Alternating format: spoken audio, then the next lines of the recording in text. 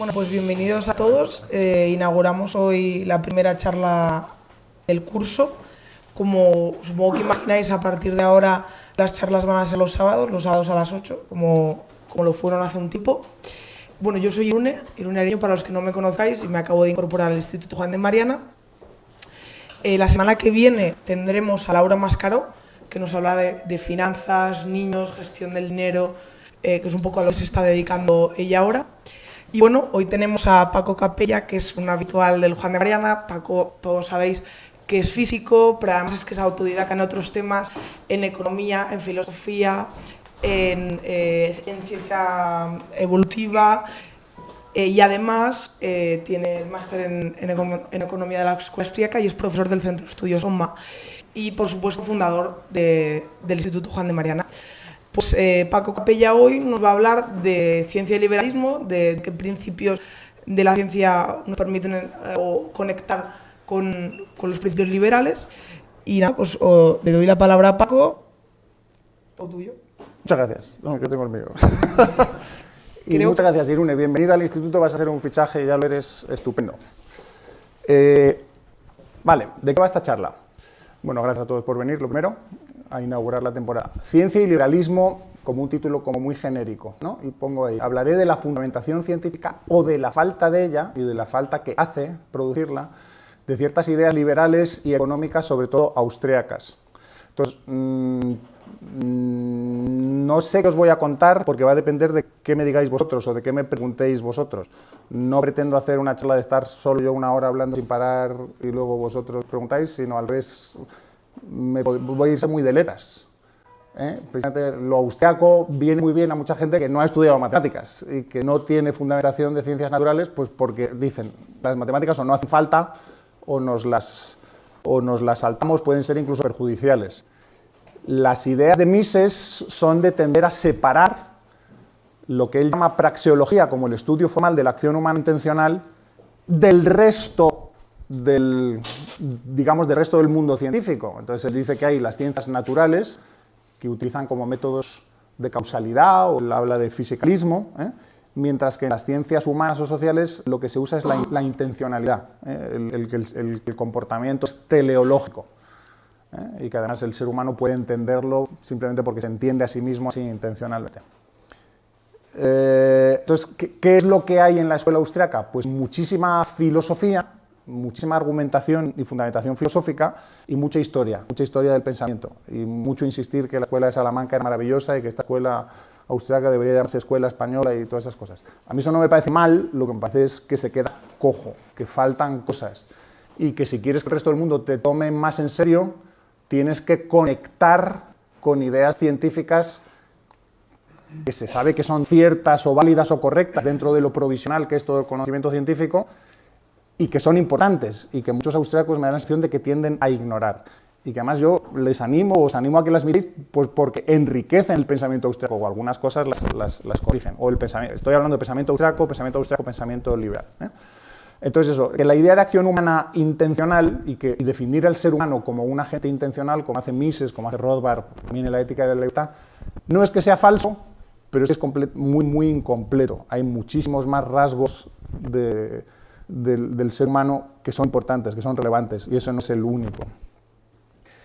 Y por otro, que a mí me parece triste eso, he estado leyendo hace poco algunos capítulos o párrafos de Mises en teoría e historia, y se parece que hace esfuerzos por separar, por no mirar al otro lado. Yo me voy a concentrar en la praxeología y en el análisis ese formal de la acción humana. Y reconozco que la psicología existe, pero eso es otro campo. Y como que no me interesa o no me lo estudio. Y a veces dice, bueno, quizá en algún momento en el futuro, porque Mises estas cosas las escribe a primera mitad o a mediados del siglo XX, igual en algún momento las ciencias físicas, las ciencias naturales, logran conectar y explicar a las ciencias sociales, pero no va más allá. Entonces lo que yo quiero es que veáis que es posible conectarlas, que hay muchísimo trabajo que ya está hecho y que merece la pena estudiarlas. Y una idea esencial es no decir en el mundo de las ciencias naturales está la física con las matemáticas, digamos, y en el mundo de las ciencias naturales, perdón, de las ciencias sociales está la praxeología con el análisis intencional. Entre medias está todo lo que es la biología. y todo lo que es la psicología. Y Mises en un momento dice, bueno, por un lado está un ser humano y por otro lado está un ladrillo o un ratón. Y yo digo, pero ¿no te has parado a pensar que la diferencia entre el ratón y el ladrillo es gigantesca? Casi mayor que la que hay entre el ratón y el ser humano, porque el ratón está vivo, el ratón tiene un cerebro, el ratón piensa, mientras que el ladrillo es totalmente inerte, es un objeto sí muy simple y por eso lo estudia la física. ¿Vale? Entonces, temas y autores de los que quiero hablar y vosotros me decís, os lo vais pensando, oye, cuéntanos algo de eso y vamos saltando. Y si no, insisto, ya voy yo viendo... Perdona que esté con el agua, que tengo la voz pillada y estoy algo resfriado. Pues ideas de acción en general. Entonces, Mises habla de acción intencional. Y yo digo, vale, esto tiene dos partes. Una acción, que en física diríamos esto es trabajo, energía, potencia, fuerzas, movimiento. Y otra que sería intencional. Entonces, intencional, aquí ya hay que dar un pequeño salto y ver, resulta que si estudias una cosa que es cibernética, ¿os parece que la cibernética es una palabra muy rara? ¿Os parece algo muy técnico o no? O alguien dice, no, la cibernética es normal. ¿A qué suena? ¿Cuál es la raíz de cibernética? ¿A qué se parece cibernética? Viene del griego cibernetes. Gobernante. O sea, se llamaba así al piloto, al timonel de un barco. Resulta que la cibernética es simplemente la ciencia del control. ¿Y control qué es? Dirección, ¿y eso qué es? Gobierno. Entonces dices, pues, si es que la cibernética al final es política, es organización empresarial, es como cualquier organismo utiliza sensores y procesadores para controlar lo que se llaman sus actuadores, sus efectores, o sea, sus músculos, sus glándulas, todas las cosas con las que ya tiene algún efecto, ¿no? Pues yo tengo esto un poco trabajado y hay gente que lo ha investigado. Vale, si tú desarrollas evolutivamente cómo un organismo se controla a sí mismo, dices, la forma más sofisticada de control y la más típicamente humana, aunque no es solo exclusiva a los seres humanos, sino que los animales también actúan intencionalmente, es eso, el control intencional. Pero hay otras formas de conducta que son las reacciones o los hábitos, y que desgraciadamente a menudo muchos austríacos como desprecian o no estudian, diciendo, bueno, eso todo lo que es inconsciente o involuntario o no reflexivo, no lo estudiamos. Digo, oye, pero claro, entonces así nunca vais a poder conectar todo el mundo de lo biológico y lo psicológico con el mundo de lo intencional humano si no estudiáis. ¿Vale? Entonces, animaos a estudiar un poquito de biología. No hace falta entrar en detalles técnicos, yo os lo he contado muchas veces, los que hayáis asistido a una conferencia mía, los seres vivos son agentes autónomos autopoiéticos. Autopoiéticos quiere decir simplemente que se autocrean. Poiesis significa... La raíz de poiesis es la misma que de poesía. Poesía es creación. Pues los seres vivos se autoproducen, están constantemente autoconstruyéndose, autorreparándose, automanteniéndose.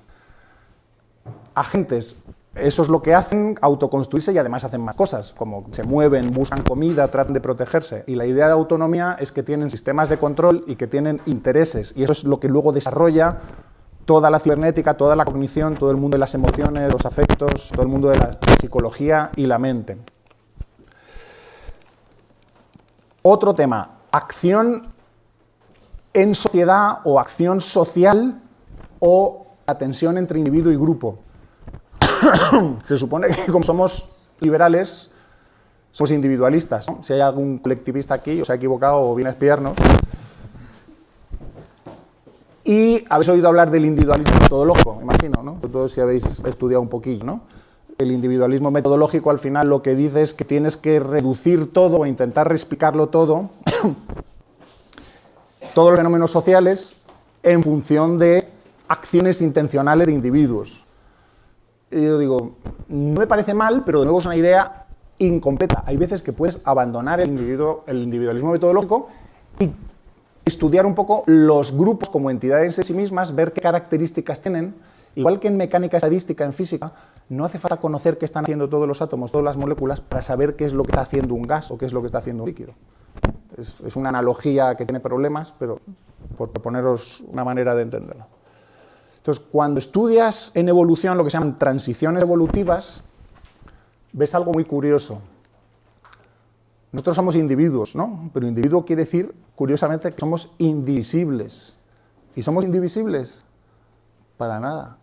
Somos organismos multicelulares. luego estamos compuestos de mogollón de células. Y me he saltado unos cuantos niveles porque podríamos decir que somos divisibles en distintos sistemas, el sistema circulatorio, el sistema respiratorio, todo lo que queramos, en distintos órganos, en distintos tejidos. Pues ya me voy directamente a la célula. Y dice, ¿y estas células no podrían haber vivido ellas solas en algún momento y haber actuado, como las bacterias o las arqueas o todos los protistas? Y efectivamente es así, es decir, en la evolución de la vida, antes que los organismos multicelulares, existen los organismos unicelulares. Luego, puede ser interesante estudiar cómo viven, qué es lo que hacen, cómo se comportan, cómo dirigen su conducta. Y resulta que el fenómeno interesante es que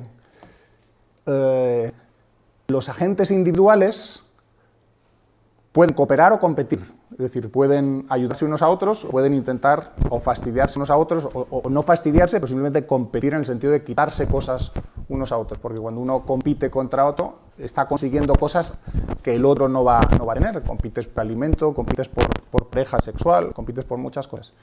Pues una manera muy eficiente de cooperar para competir es agruparse, no actuar solo. Entonces, podemos hablar de acción individual en el sentido de que todos los agentes, sean células o agentes de cualquier nivel, van a intentar coordinar de alguna manera su acción, coordinar su conducta e incluso físicamente juntarse, cohesionarse. Por ejemplo, la típica película en que van los vaqueros o va la gente por ahí a colonizar California y llegan los malos, llegan los indios que les atacan, ¿qué hacen? Pues rápidamente cerrar filas y protegerse. O igual, un ejército que va tan tranquilo y pues, ponen formación de defensa y es cerrar filas. Pues los organismos multicelulares, una de las teorías que explican cómo empiezan a surgir es simplemente cuando algunas células simplemente se juntan físicamente, unas con otras, se juntan. ¿Para qué? Para que no se las coman. Las células, no sé si sabéis, que comen por fagocitosis, entonces tienen que rodear a otra célula, la rodean y entonces empiezan a soltar sustancias químicas y se la comen, la digieren. Entonces hay algo tan simple como, si eres muy grande, otra célula no te puede comer, simplemente porque no puede hacer la fagocitosis, no puede rodearte, y como no puede rodearte, no termina el proceso. Entonces, a algunas células individuales se les ocurrió, entre comillas, esta es la manera que usamos para hablar de la evolución, no se les ocurrió accidentalmente o de la manera que fuera, se juntaron por algún mecanismo. Y entonces, pum, descubrieron también, entre comillas, simplemente pasó que las células que tenían esa conducta de juntarse, era más difícil comérselas, o imposible. Luego ya empezamos ahí a tener un germen de multicelularidad. Entonces, la idea de las transiciones evolutivas viene a decir que los sistemas complejos existen agregados a distintos niveles. Entonces, a un nivel muy básico tenemos átomos, los átomos se juntan en moléculas, pero esto todavía no es vida, nada. Vamos a poner que la unidad más básica, me voy a saltar varias transiciones evolutivas porque hay más, pero voy a las facilitas. Las células más simples se llaman procariotas y son las bacterias y otras parecidas que se llaman arqueas, que son muy simples y pequeñas y solo tienen un cromosoma. Nuestras células multicelulares, nuestras células con organismos multicelulares son de otro tipo, que son eucariotas, son mucho más grandes y más complejas. Pues hoy se sabe que las células eucariotas eran originalmente colonias o grupos, aquí estoy simplificando y arriesgándome, si alguien sabe de esto en concreto verá que estoy simplificando, grupos de estos organismos más simples que empezaron a vivir juntos, se especializaron mucho y pasaron a ser tan interdependientes que esencialmente se fusionaron. Y de hecho incluso a veces se fusionan simplemente pegándose con alguna sustancia química o con alguna membrana, con alguna pared, con alguna muralla que les mantenga juntos.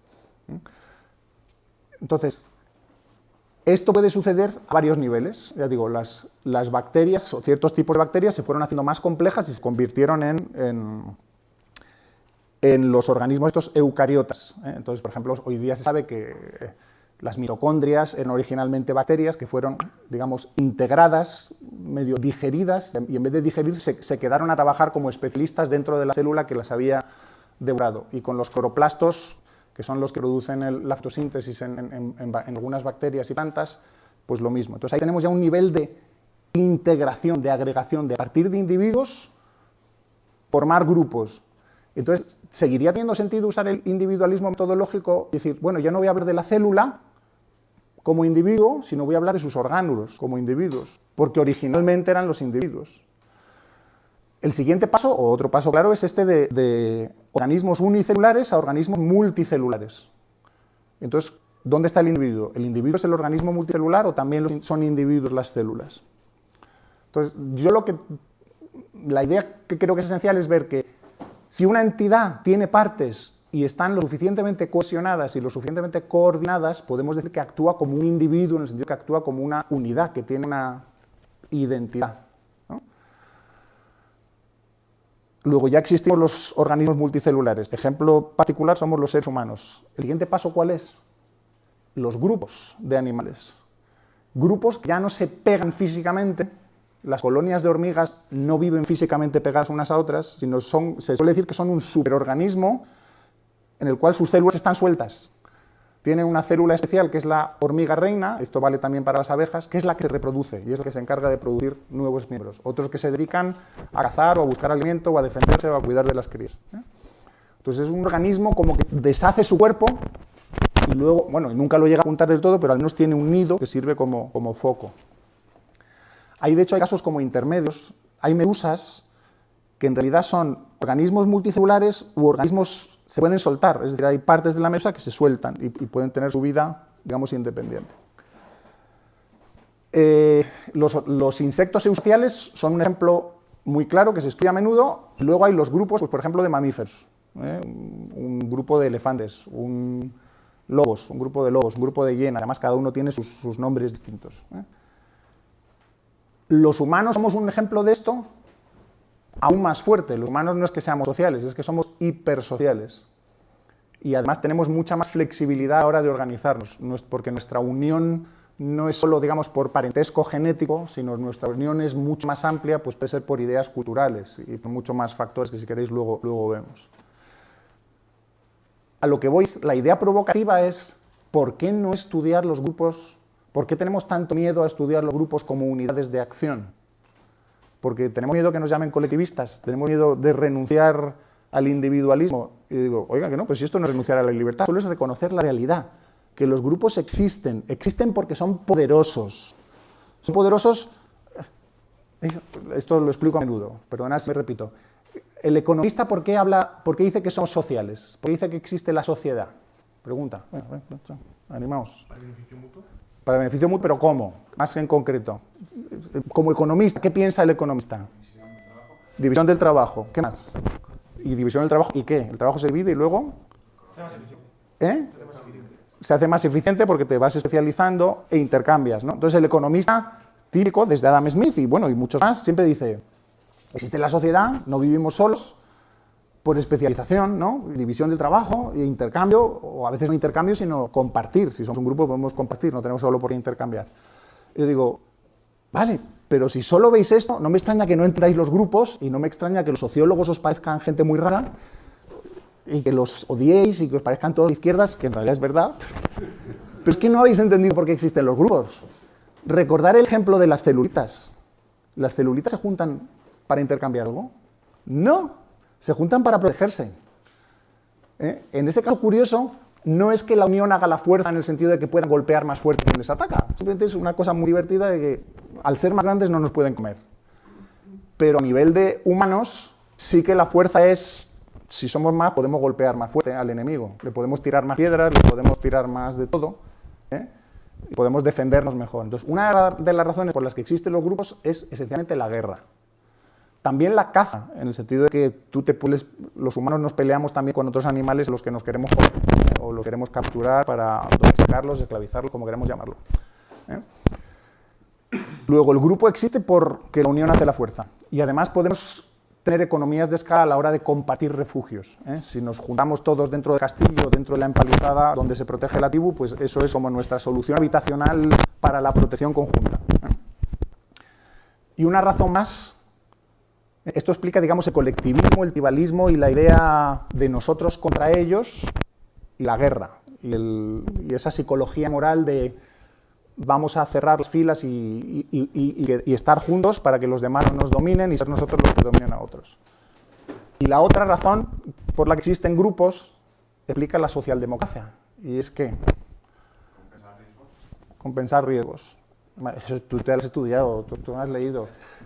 Ayudarnos unos a otros en caso de necesidad, sobre todo ante fenómenos aleatorios, que tú puedes decir, si un día he tenido mala suerte, pues necesito cierto alimento o algún recurso para sobrevivir, que lo necesito de verdad, que si no me muero, pues tú quizás has tenido buena suerte y te sobra, estás bastante por encima de tu mínimo, entonces te lo puedes permitir, me das un poquito y por ti, mañana por mí. Entonces las razones por las que existen los grupos son: la unión hace la fuerza, si somos muchos podemos compensar riesgos, y el que ha tenido un accidente hoy los más le cuidamos y mañana nos cuidará él a nosotros, y así nos vamos salvando mutuamente. Y la tercera razón, que también es importante, pero que no es la única, es división del trabajo, intercambio y todas esas cosas. Entonces, para que veáis, si solo pensáis como economistas, igual solo veis la tercera. Cuando empiezas a pensar como sociólogo, como biólogo, o cuando estudias la guerra, leer libros bien escritos sobre guerra y tecnología, estrategia militar, al final dices, entiendo la especie humana, porque es que la actividad principal de la especie humana durante mucho tiempo ha sido la guerra, y la más importante. Os voy a ir lanzando nombres y libros pues que queden grabados. Luego, esto, inciso, lo que quiero hacer aparte de empezar a escribir artículos, los míos mensuales, en el Juan de Mariana o quizá en mi blog o lo que sea, en algún sitio volcaros lo que he ido produciendo, que es todos los libros que he ido leyendo y que creo que son interesantes, más o menos clasificados por temas, para que os sirvan un poco de referencia. Incluso algunos que no me he leído, pero que los tengo pendientes porque sé que son interesantes. Entonces así me vais preguntando por nombres de autores o libros o los voy lanzando ya. Entonces, uno de los problemas que han encontrado siempre los economistas es los psicólogos y los biólogos, es decir, ¿y el altruismo?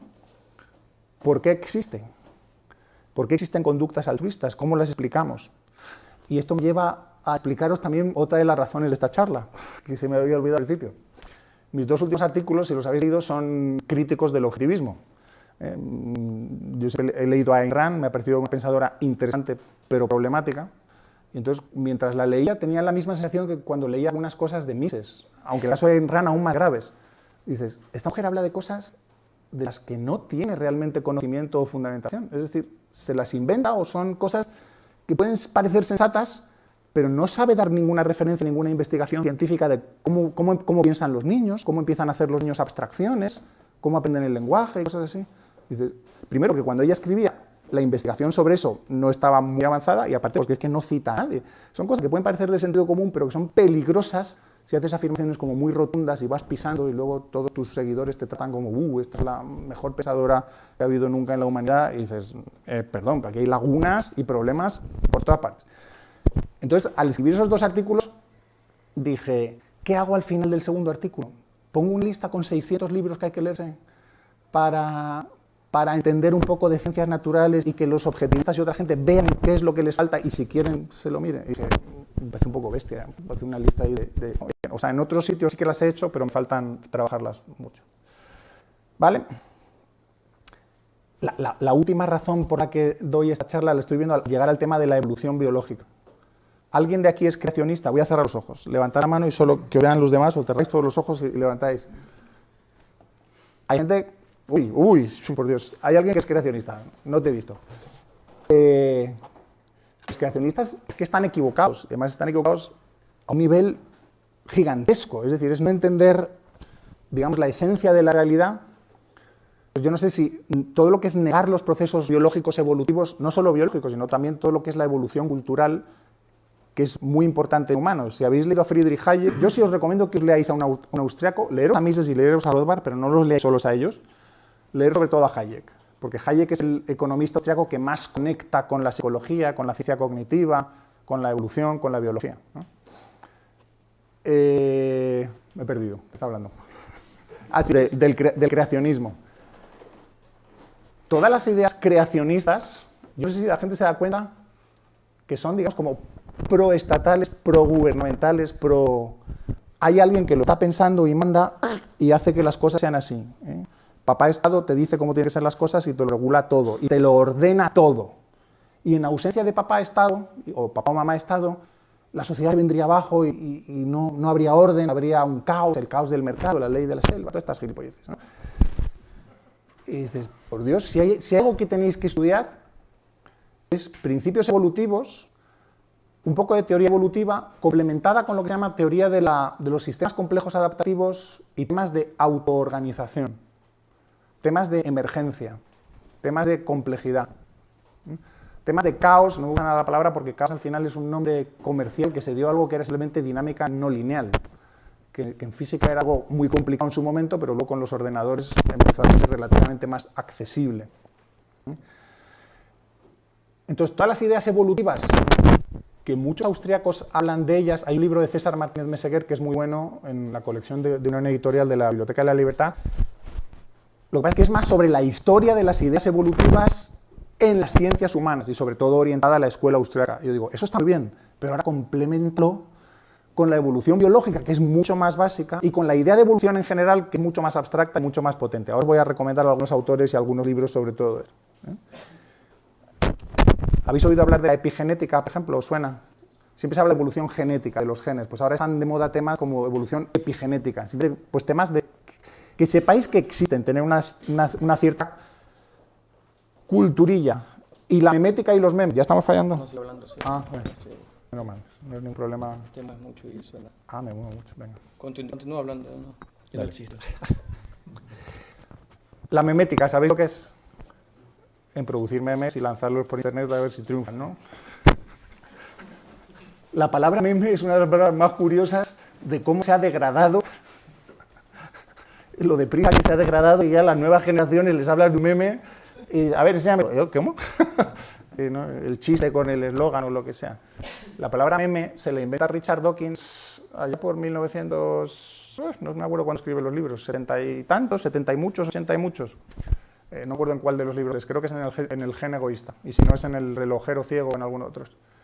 Y dice, igual que existen los genes que se reproducen y pueden mutar, pueden variar, hay diversidad de genes y hay procesos de selección de competencia, eso mismo lo podemos imaginar con ideas, es decir, con patrones de información. Entonces, un meme es el nombre que le da, dices, el meme, voy a llamar meme, ¿y por qué le llama meme? En inglés, meme, para que suene igual o parecido a gin. En realidad se debería haber llamado mimeme, porque del latín, no sé si del latín o del griego, la palabra que indica copia o imitación es mimeme, pero digo, voy a cortar y lo llamo así. Vale. Y entonces, estudiar la cultura de una manera evolutiva. Esto también es muy interesante porque parte del pensamiento progre socialista de izquierdas, dominante, siempre ha sido contrario a lo que es biológico y genético. Igual, en la segunda mitad del siglo XX, a mediados de la segunda mitad más o menos, cuando surge la sociobiología con Edward Wilson, otro autor que os merece la pena leer, él empieza a decir, es que hay razones biológicas, razones genéticas para que los humanos seamos como somos, lo podemos ver viendo a distintos animales, entonces podemos explicar por qué tenemos la psicología que tenemos, por qué somos sociales, no por razones culturales, que era lo que no sé si se creía, o se sabía, o se pensaba, eran las ideas dominantes en las escuelas, en el mundo académico, en la investigación, y esta gente dice, es que esto lo podemos conectar con la biología y la genética y ofrecer explicaciones que te explican por qué la humanidad tiene una naturaleza más o menos común, aparte de su variedad cultural. La izquierda esto se lo tomó fatal, les empezaron a acusar de que eran de derecha, reaccionarios y todo, pero bueno, hoy día ha triunfado bastante y a la sociobiología se la conoce como psicología evolucionista.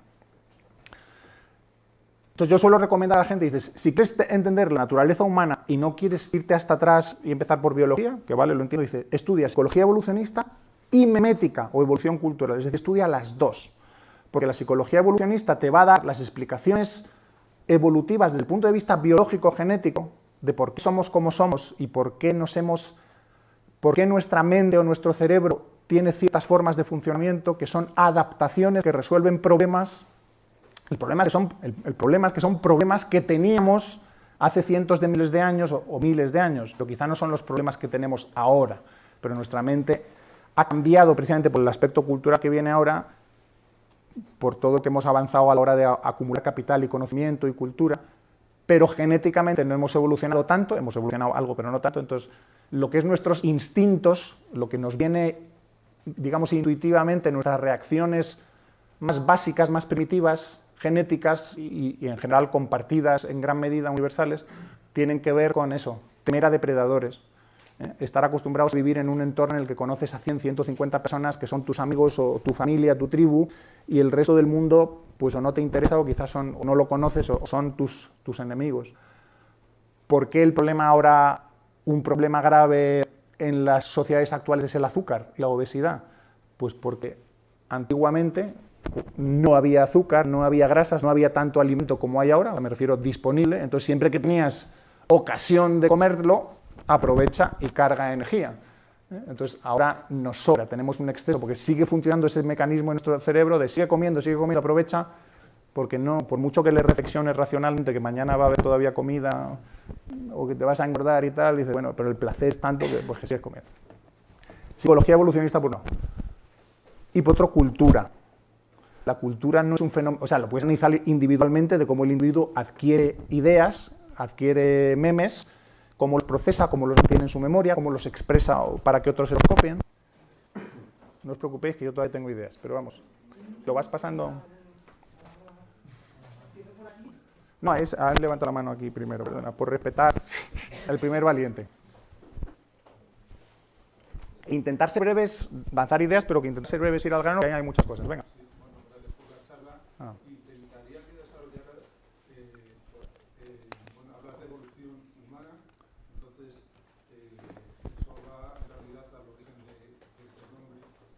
De dónde salimos y qué nos distingue como del resto de los animales, en particular una característica que yo entiendo crítica, que es que somos capaces de colaborar como las hormigas, por ejemplo, o sea, por eso son tan exitosas y nosotros en algún sentido también, pero incluso las hormigas en particular son cooperativas con su familia, pero totalmente, nosotros tenemos la habilidad, o hemos descubierto la habilidad de ser capaces de colaborar con gente que no conocemos, que incluso podrían ser nuestros enemigos. Entonces, bueno, pues, y eso no es exclusivo, diría, del Homo sapiens. Si te retrotraes, Antecesor, Ergaster, Nataporca, se han encontrado hachas bifaces de 400.000 años. Entonces, y esas hachas se han desarrollado gracias a la cooperación voluntaria. Eso es capitalismo. Entonces, bueno, pues, ¿dónde es el origen de...? Mira, vale. Autores que tratan estos temas. Por ejemplo, este autor que os he dicho, David Sloan Wilson, tiene el libro de Does Altruism Exist? No es, creo que esté traducido, ¿existe el altruismo? Donde explica cómo por selección multinivel, que es un tema de biología evolutiva avanzada, se forman grupos y los grupos compiten unos contra otros, entonces hay presiones para cooperar. Entonces la evolución de la especie humana básicamente consiste en que nos hacemos, por un lado, más inteligentes y tenemos una inteligencia más técnica, somos más creativos, desarrollamos los lóbulos frontales y somos capaces de actuar más intencionalmente, más hacia el futuro, de forma más previsora, más anticipativa y con planes más sofisticados, pero también, sin olvidar eso, la componente social. Desarrollamos emociones prosociales, desarrollamos los sentimientos morales, que los sentimientos morales se pueden explicar todos no como algo mágico que te viene Dios a ver y te lo cuenta o te los insufla, sino que dices, no, estos son mecanismos de control de la conducta que protegen la cooperación social. Como que la conciencia moral es, Pepto Grillo es un policía interno que te avisa, cuidado que alguien podría estar mirando, no te portes mal que alguien podría estar mirando. Porque si alguien te ve portarte mal, tu reputación va a quedar destruida y te van a expulsar del grupo. Hay una cosa que es en evolución que es selección social, y es que la gente elige con quién quiere cooperar y con quién no, y hay algunos que son, digamos, apartados o boicoteados, repudiados, o directamente se les expulsan. Herbert Gintis y Samuel Bowles, que no son liberales, pero que son entre economistas, antropólogos, psicólogos, tienen un libro, no me acuerdo el título, como los humanos, como the cooperative species, la especie cooperadora, que es utilizando teoría de juegos, no la he mencionado hasta ahora, una de las cosas que tendría que estudiar es teoría de juegos. A mí no me gusta nada el nombre, yo la llamaría teoría de interacciones estratégicas, porque juegos, vale, aunque vale, todos entendemos lo que es. En las interacciones estratégicas, el resultado de lo que hagas depende de lo que haga otro, que puede ser cooperador o competidor, o que puede ser alguien en el que confías o quien te traiciona. Un juego típico es el dilema del prisionero. No lo voy a explicar porque se ha explicado tantos millones de veces que ya hay muchos más juegos, pero muchas simulaciones se hacen con dilemas del prisionero iterativos, o sea, que se repiten muchas veces. Y ellos demuestran con simulaciones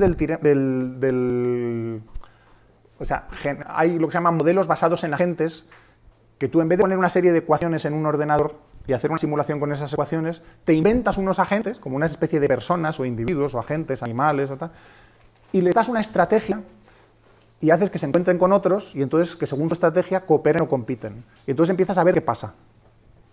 Entonces, esta gente con simulaciones por ordenador, teoría de juegos, con datos antropológicos y etnográficos de qué hace la gente por el mundo, y con simplemente un poco de razonamientos económicos de sentido común, ven que los humanos somos especiales por cómo somos cooperadores. Y añaden, un factor esencial es la guerra.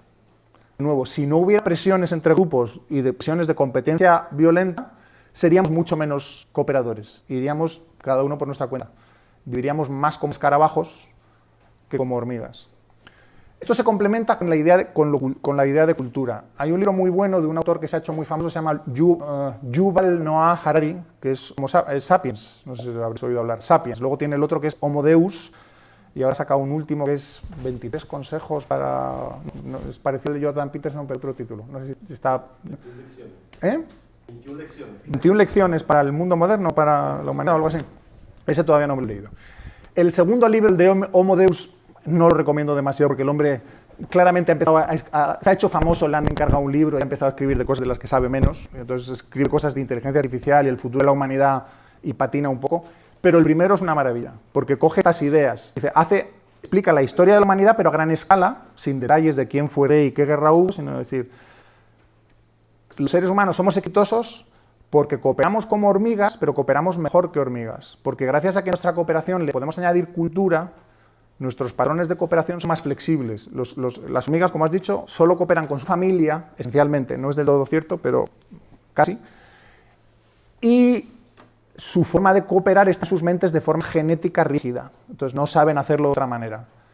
Los humanos podemos innovar, podemos inventarnos formas de organización social. Esta idea está mucho en Hayek, en Friedrich Hayek. Dice siempre, ¿por qué hay unos grupos que triunfan y otros que no?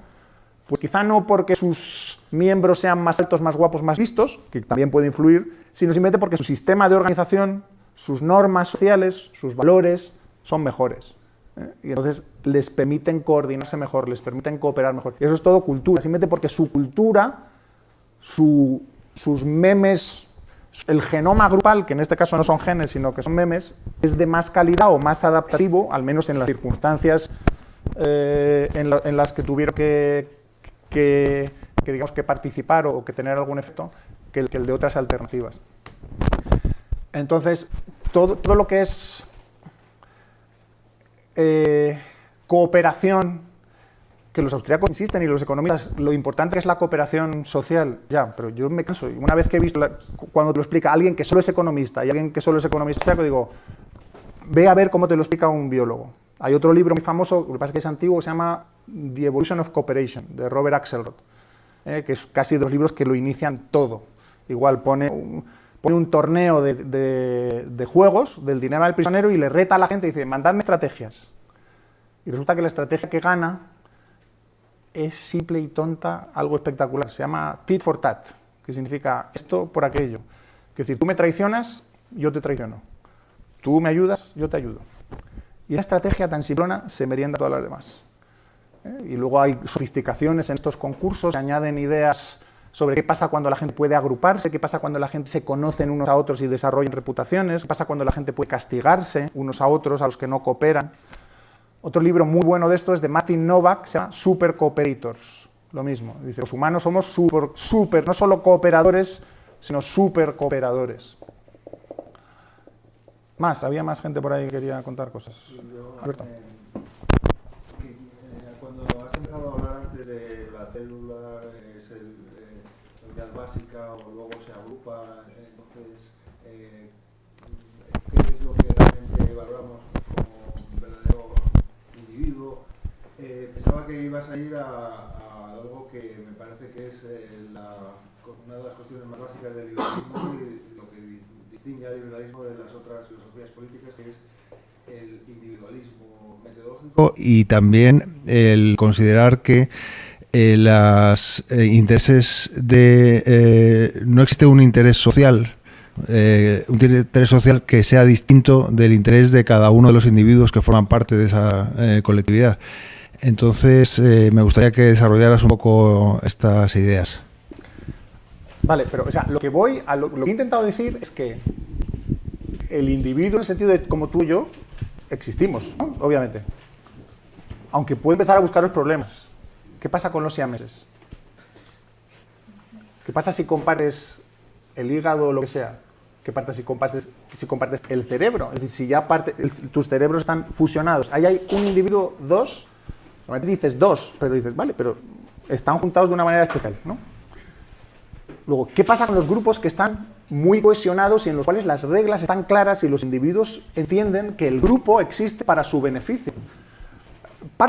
El problema del colectivismo es que el grupo machaca al individuo, o al menos machaca a algunos individuos, ¿no? Entonces esa es la crítica que le hacemos. Yo creo que la crítica liberal al grupo o colectivismo es, oiga, que los grupos son peligrosísimos, que si han entendido ustedes la explicación, cuando solo comerciamos y especializamos y dividimos el trabajo, todo estupendo, porque son relaciones de beneficio mutuo, aunque puede haber perdedores y gente que se enfade que no le compren a él. Es decir, cuando se dice que no hay perdedores, yo digo, cuando se dice que en los intercambios todo el mundo se beneficia, yo digo, hombre, los que participan obviamente se benefician, pero si a mí me quitan a la chavala que me gustaba a mí, los que se han emparejado estarán muy felices, pero yo me agarro una rabieta y me siento muy mal, muy depre. Pues mismo si me quitan un cliente, o al revés, si quería yo comprar una casa y se la lleva otro porque ha ofrecido más o ha llegado antes. Entonces también hay, digamos, malestares y perjuicios, o como queramos llamarlos, en esos intercambios que se supone que son beneficiosos para todos. Las otras dos razones del grupo son la ayuda mutua, y entonces el colectivista, si al menos lo reclama por ahí, dice, oye, ayudémonos mutuamente. Y entonces yo voy a decir, ¿quién a quién? ¿Por qué el grupo tiene el tamaño que tiene y no otro? ¿Y por qué a algunos les estamos ayudando siempre y nunca ellos devuelven los favores? Entonces, porque al final entonces eso sería una especie de parásitos que están ahí y solo reciben. Luego los grupos es típico que se organicen para eso, para parasitar, para hacer las víctimas. ¡Ay, necesito ayuda! ¡Ay, somos trabajadores! Tenemos que montar un sindicato porque el empresario se explota y es muy malo eso. Dices, oye, que yo sé que ha habido esclavos en la historia de la humanidad, ha habido gente que ha tenido que trabajar en condiciones durísimas. Yo veo a una cajera de un supermercado y digo, joder, este trabajo es durísimo. Yo he trabajado hace muchos años de dar clases particulares, de entrenador, de encuestador, todo, y sabes lo duro y lo jodido que es. Pero dices, el empresario es siempre una especie de explotador malvado que quiere sacarte la sangre y tal. Dices, oye, no, si el empresario puede tener los mismos problemas que tú. Y hay muchos trabajadores que le dan al escaqueo total, a la chapuza y a hacer todas las trampas que pueden. Y a llorar todo lo que pueden. De ejemplos estos es que no quiero dar, pero entonces no, que entendían, no hace falta ser muy listo, que hay que dispersar un poco los riesgos y compensarlos, ¿no? Y ayudarse unos a otros. Pero siempre hay que protegerse de los posibles parásitos y tener cuidado de que no se utilicen los grupos para organizarse. Y lo otro es, los grupos existen para la guerra. Entonces, al colectivo hay que decir, cuidado, cuidado, que cuando montáis colectivos, ¿sabéis los animales que hacen las guerras más bestias? Las hormigas. Es decir, las hormigas cuando hacen una guerra, una colonia contra otra colonia, es que no dejan a una viva de la otra colonia y son matanzas, pero lo bestia, que la crueldad humana puede parecer ridícula cuando lo que son las guerras de hormigas, porque es el colectivismo llevado, digamos, al extremo. Vale, entonces voy. El individualismo metodológico del individuo está muy bien, no solo a nivel económico, dices, es el individuo el que tiene derechos. Pero a mí hay una frase que me preocupa cuando me dicen, ¿los grupos no tienen derechos? ¿Eso os parece correcto? Yo diría, ¿por qué no van a tener derechos? Si yo se los doy, si yo como individuo me integro en un grupo y le doy derechos, o los creo como todos aquí, los que estamos aquí, formamos una asociación y le cedemos ciertas cosas a cambio de que la asociación nos dé ciertos servicios o garantías o lo que sea, entonces la asociación tiene derechos, además tiene derechos frente a otros individuos o otras asociaciones. Las empresas tienen derechos, las empresas poseen cosas, poseen edificios. El origen de esos derechos está en individuos. Luego, el origen de los derechos está en los individuos. La diferencia entre el liberalismo individualista y el colectivismo es con que el grupo primero tiene derechos y se los cede o concede o regala a los individuos. El liberal piensa al revés. El individuo tiene derechos y cuando se agrega, como diría Locke y Hume y todos estos, al crear un gobierno, le cede ciertos derechos para su protección, pero solo se los cede de forma limitada, y quizás reversible. Eso, y siguiendo con lo tuyo, es no tener miedo a decir, un grupo, en la medida en que esté cohesionado y bien coordinado, y sus intereses sean claramente los mismos, que es algo que no va a pasar siempre, pero hay grupos diferentes en los que todo el mundo puede estar muy peleado y no hay un interés claro, y otros en que el 99,9% de la gente quiere lo mismo y hay un tocapelotas o quizás no ninguno, ¿no? Por ejemplo, yo igual piensa en una tribu en la que vives con tus primos, tus hermanos y una familia y te atacan. ¿Os vais a poner a discutir si nos defendemos o no? Alguien va a decir, es que yo no, esto no va con mi interés y tal. Bueno, si lo haces te van a decir, traidor, chaval, te vamos a matar porque acabamos esta pelea. Luego, hay casos en los que los grupos tienen claramente un interés, digamos, enfocado común, y muchos otros en los que no. Lo que digo es que no tengamos miedo a estudiar eso. En qué medida los grupos se cohesionan y sí tienen un interés. Entonces ahí puedes hablar del interés del grupo a dos niveles. Del interés de todos los individuos del grupo en la medida en que es compartido y del interés del grupo como una unidad superior. Yo si de repente unas células se me vuelven cancerígenas, diré, pues sé que el interés de estas células cancerígenas no es que las mate, pero las voy a matar, en interés de la unidad superior que soy yo. Y el grupo, en cierto modo, en un análisis evolutivo puede hacer lo mismo. A veces el grupo puede sacrificar individuos o imponerles cosas para seguir existiendo como grupo. Aunque no nos guste, el grupo es más inmortal que nosotros. Esto es lo que digo a veces en plan provocativo. El grupo es independiente de sus miembros particulares concretos. El Juan de Mariana, tenemos unos miembros y unos han entrado, otros han ido, pero sigue existiendo como Juan de Mariana. España como país, ciudadanos, pues hay gente que nace y se incorpora y otros que mueren, pero España como unidad sigue existiendo. Y igual los catalanes es España, entonces cambia el grupo, pero que no tengáis tanto miedo a reconocer que los grupos existen y que se puede estudiar cómo actúan y provocar un poco el pensamiento para pasarlo en esa dirección. El grupo piensa, pues ahí hay una idea que se llama the hive mind, la mente colmena, y dices, es que el grupo sí que piensa, en el sentido de que todo nuestro conocimiento está distribuido, y al final produce unos resultados de cómo interactuamos entre nosotros. Igual que nuestra mente está hecha de muchas neuronas, hay otro libro, otra idea que se llama La Sociedad de la Mente, The Society of Mind. Lo que pasa es que es un libro muy técnico, relativamente técnico, de un investigador en inteligencia artificial que se llama Marvin Minsky. Porque su idea es muy simple, su idea es, tu mente es una sociedad, tu mente es un colectivo de agentes que actúan de forma más o menos autónoma y cooperan, compiten, se coordinan, tienen conflictos. ¿Habéis visto la película Inside Out, la del revés? Pues eso se ve con las 5 emociones básicas que en realidad son 6, falta la sorpresa, pero pues bueno, supongo que tenía que quitar alguna. Entonces eso se ve como distintos agentes de esa mente de la niña controlan y producen la conducta de la niña. También hay en la película de Woody Allen de todo lo que usted quiso saber sobre el sexo, pero tenía miedo de preguntar, hay un sketch que va de eso, de la mente de un individuo representada por personas, cada una un poco tonta con su tema, y entonces el individuo produce su conducta según lo que van diciendo. Se ve como el individuo quiere seducir a una mujer, entonces se ve lo que dice cada uno, lo que dicen otros. Cada uno opina. ¿Vale? Sí, claro que piensa ¿Tienes el micro? tal, pero... Espera, o si quieres acabar rápido. Simplemente decir que quizás el punto más conflictivo está en que lo que es más intuitivo o más contraintuitivo más bien del liberalismo es decir que los derechos de los individuos están al mismo nivel que los intereses de los grupos. Esa es la cuestión.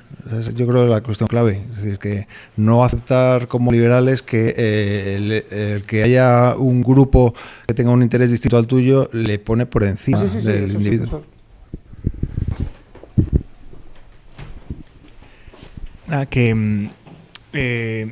Yo cuando estudié a Rand me di cuenta de lo que decías, de que se le fue, por llamarlo de alguna manera, se le fue la olla cuando empezaba a hablar sobre los grupos. Hablaba de una forma del individuo, hablaba del individuo de una manera que era totalmente imposible.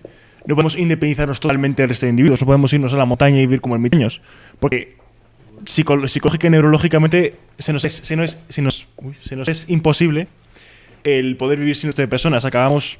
Bueno, podemos ver el ejemplo de, por ejemplo, la película Castaway, se llama, con... ¿Cómo se llama este actor? Que al final, al no tener ningún tipo de persona, pues al final acaba cogiendo una pelota, la pone en una cara y acaba hablando con ella. Somos animales con necesidades sociales. Exacto. Ahora, lo que mucha gente, los colectivistas no tienden a comprender, es que esos grupos formados por individuos, las necesidades las acciones son ejercidas por individuos buscando su interés egoísta.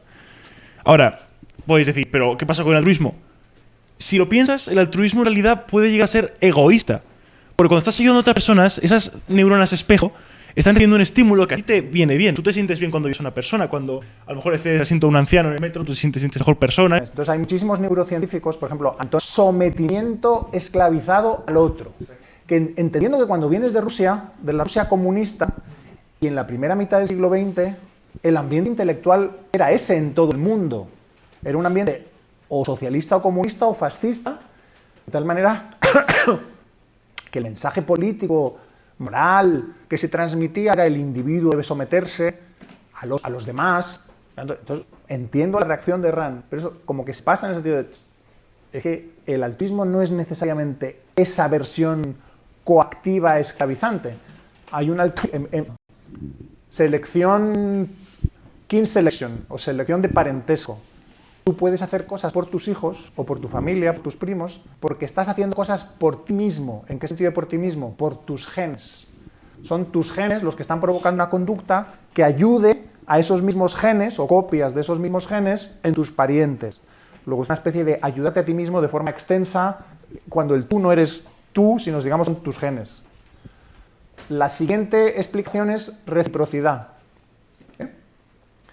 Si ese altruismo le pones un espejo en el otro y el otro hace lo mismo, entonces os estáis beneficiando si es que vuestras conductas tienen sentido. Si uno hace cosas que le cuestan muy poco a él y a otro le beneficia mucho y el otro al revés, aquello es una maravilla. Si a mí me cuesta muy poco salvarte la vida, ¿por qué no te la voy a salvar? Y luego tú mañana, yo estoy muerto de hambre, pero también pues me alimenta. Y cada uno ha tenido un coste muy pequeño y al otro le ha hecho un beneficio enorme. Todos felices y todos hemos sido altruistas.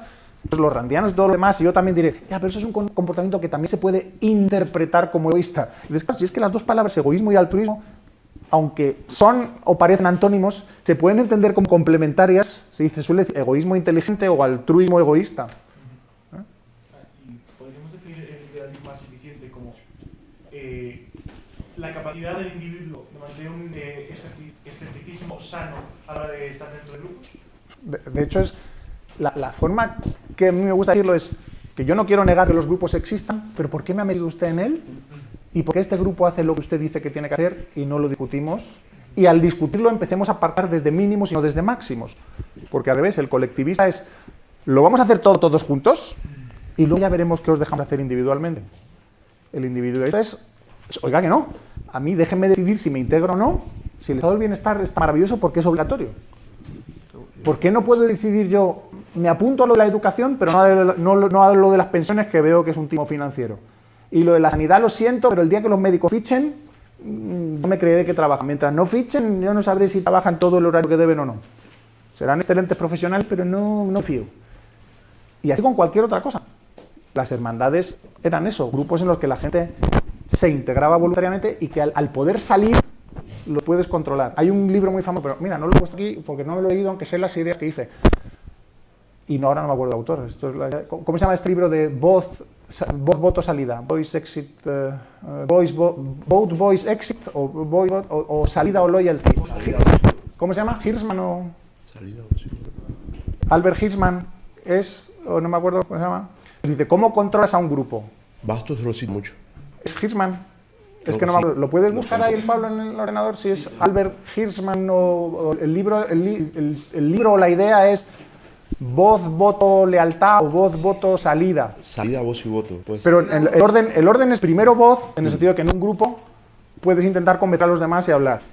Luego voto en el sentido de decir, bueno, vamos a votar y decidir. Sí. Y luego hay la versión lealtad, en el sentido de que él quiere, un poco como colectivista o persona de izquierdas, que la gente se comprometa, porque es que él quiere, si el grupo no funciona, lo que hay que hacer es quedarse en él y hacer que funcione.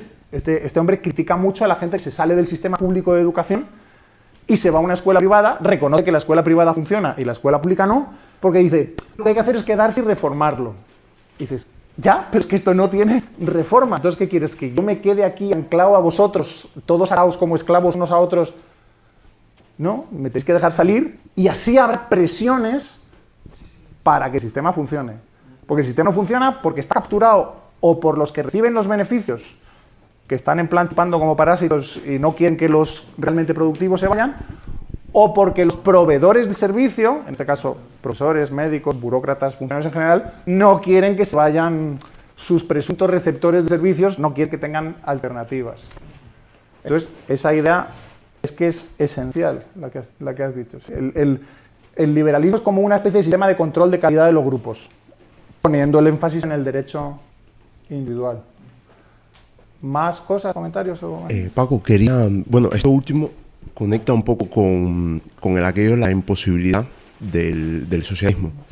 O sea, te quería pedir que nos expliques un poco sobre el problema de la gestión de la información, porque muchas veces se tiende a extrapolar lo que hacen científicos con grupos siguiendo tus ejemplos de ladrillos, de ratas y demás, haciendo experimentos perfectos, modelos perfectos, con lo que debe hacer supuestamente el que dirige la sociedad, cuando en realidad nosotros somos entes mucho más complejos, con lo que Hayek le llamaba la complejidad autoorganizada en este artículo suyo, La aprehensión de conocimiento.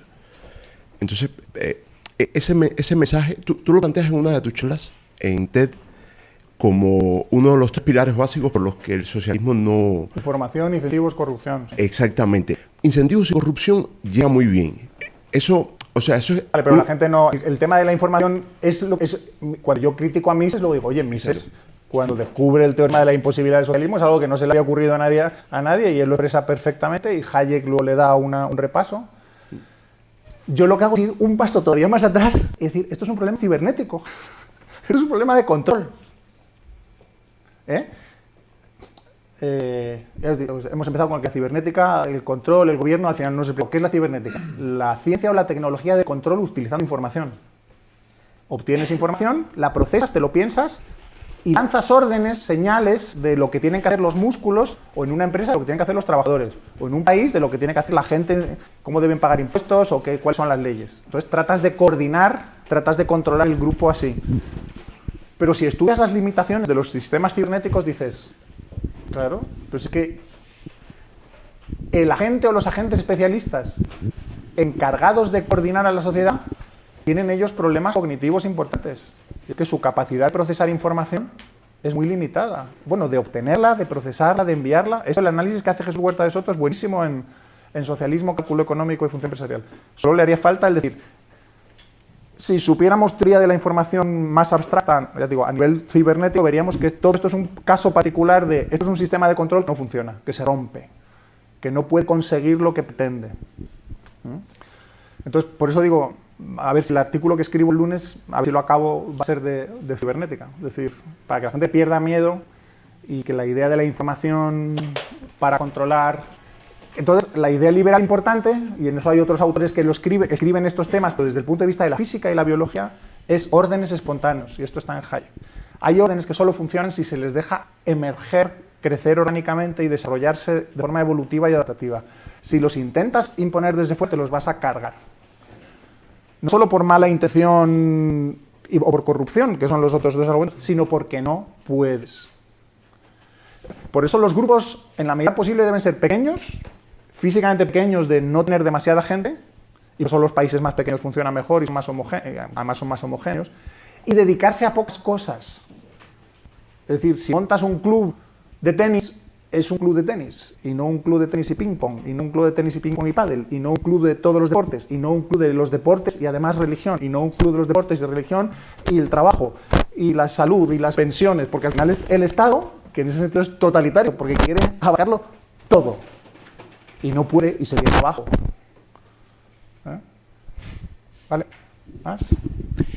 Hay una cosa, Paco, que no sé si o sea, si los liberales son capaces de responder bien cuando dicen que los derechos del individuo tienen que estar siempre por encima de los derechos del colectivo. Porque una cosa es el plano ético y otra cosa es el plano práctico. Entonces, por ejemplo, puede ocurrir situaciones en las que realmente un colectivo que sacrifica a su individuo sea más poderoso que uno que no lo haga. Claro. Por ejemplo, un ejército que se cargue a los desertores puede ser más poderoso que uno que no lo haga. Y lo es.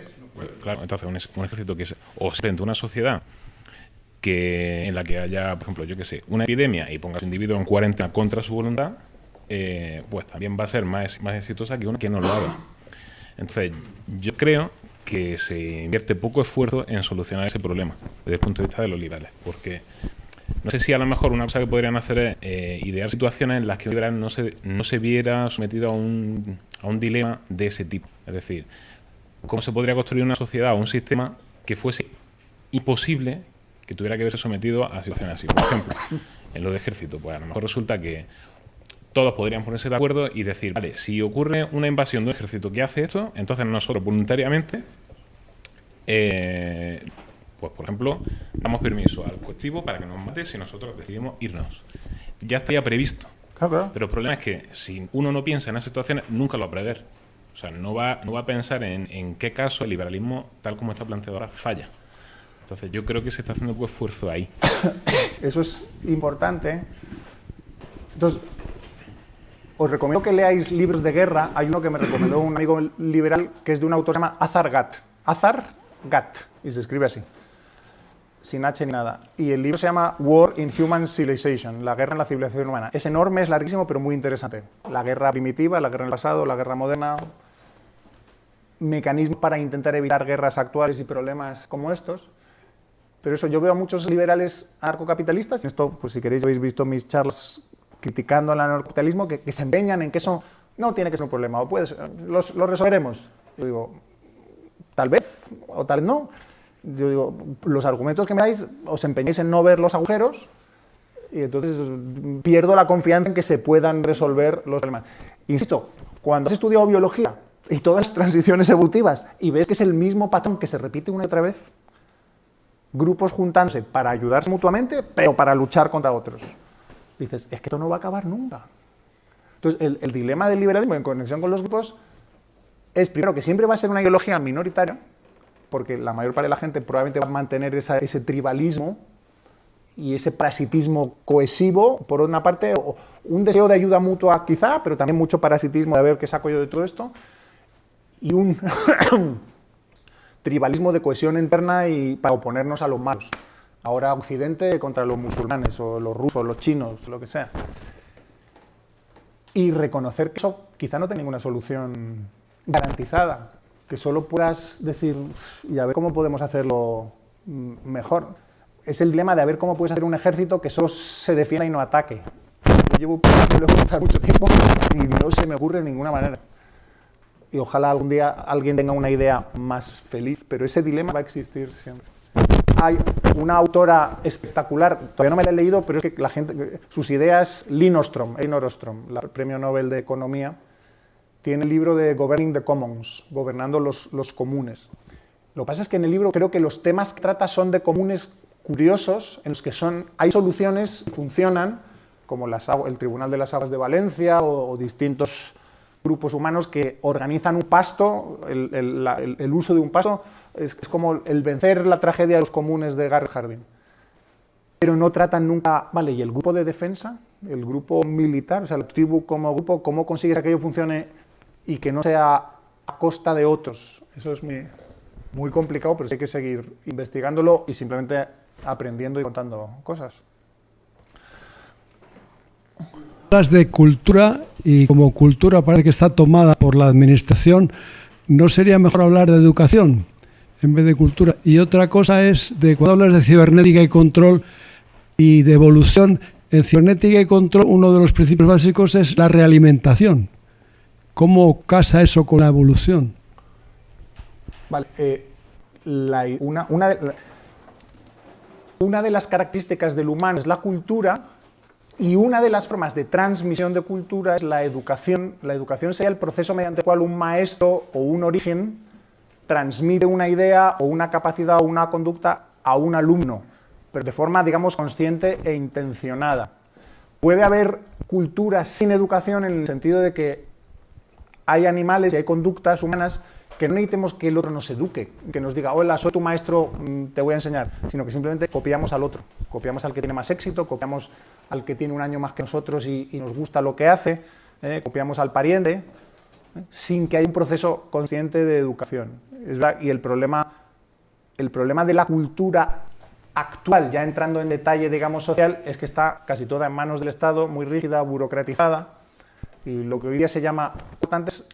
Ya os he hablado de la selección social, que el grupo te acepte. Pues hay otro que es la selección sexual, que tu pareja te acepte, o que al menos una pareja te acepte y acepte reproducirse contigo. El sexo es, curiosamente, tengo un montón de libros sobre sexo, si os interesan, pero se refiere no a la práctica y al éxito, sino a estudiar el sexo como una actividad cooperativa para algo tan importante como la reproducción. Es decir, cuando tengáis sexo, pues decir, estamos cooperando y tal. Hay que ver qué guays. Pero solo si os reproducís, claro. Mientras que los organismos asexuales, ¿qué? ¿Hay algún problema? No, sí. Vale, todavía veo el tiempo, todavía no está. Se pueden reproducir solos individualmente, son como más egoístas.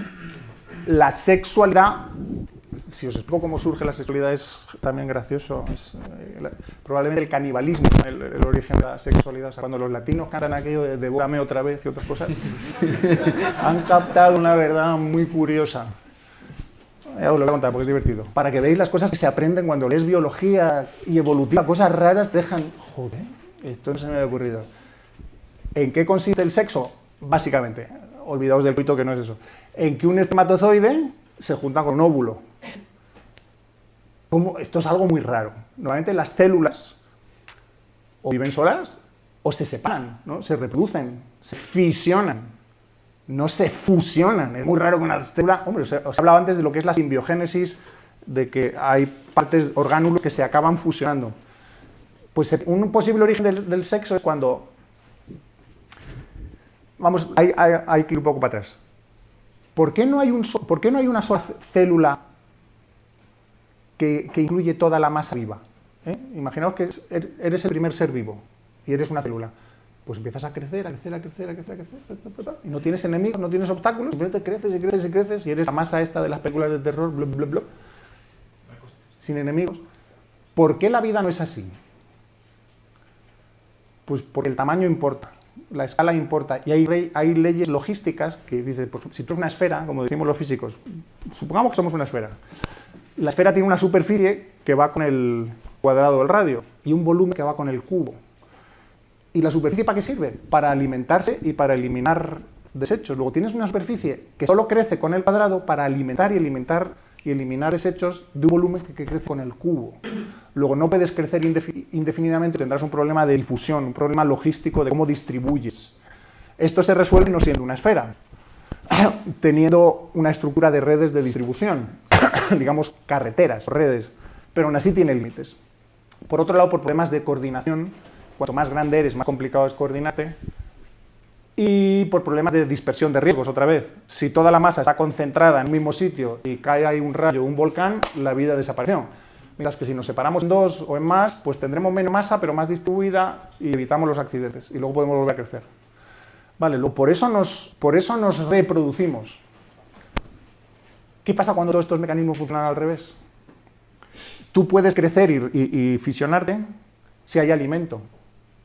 Pero ¿qué pasa cuando es al revés? Si de repente desaparece el alimento y pon que eres cinco células y no hay alimento para las 5. Si cada una trata de ir por su cuenta, todas se mueren. Pero una tuvo una idea, yo voy a intentar comerme a otra. Una o todas intentaron comerse unas a otras.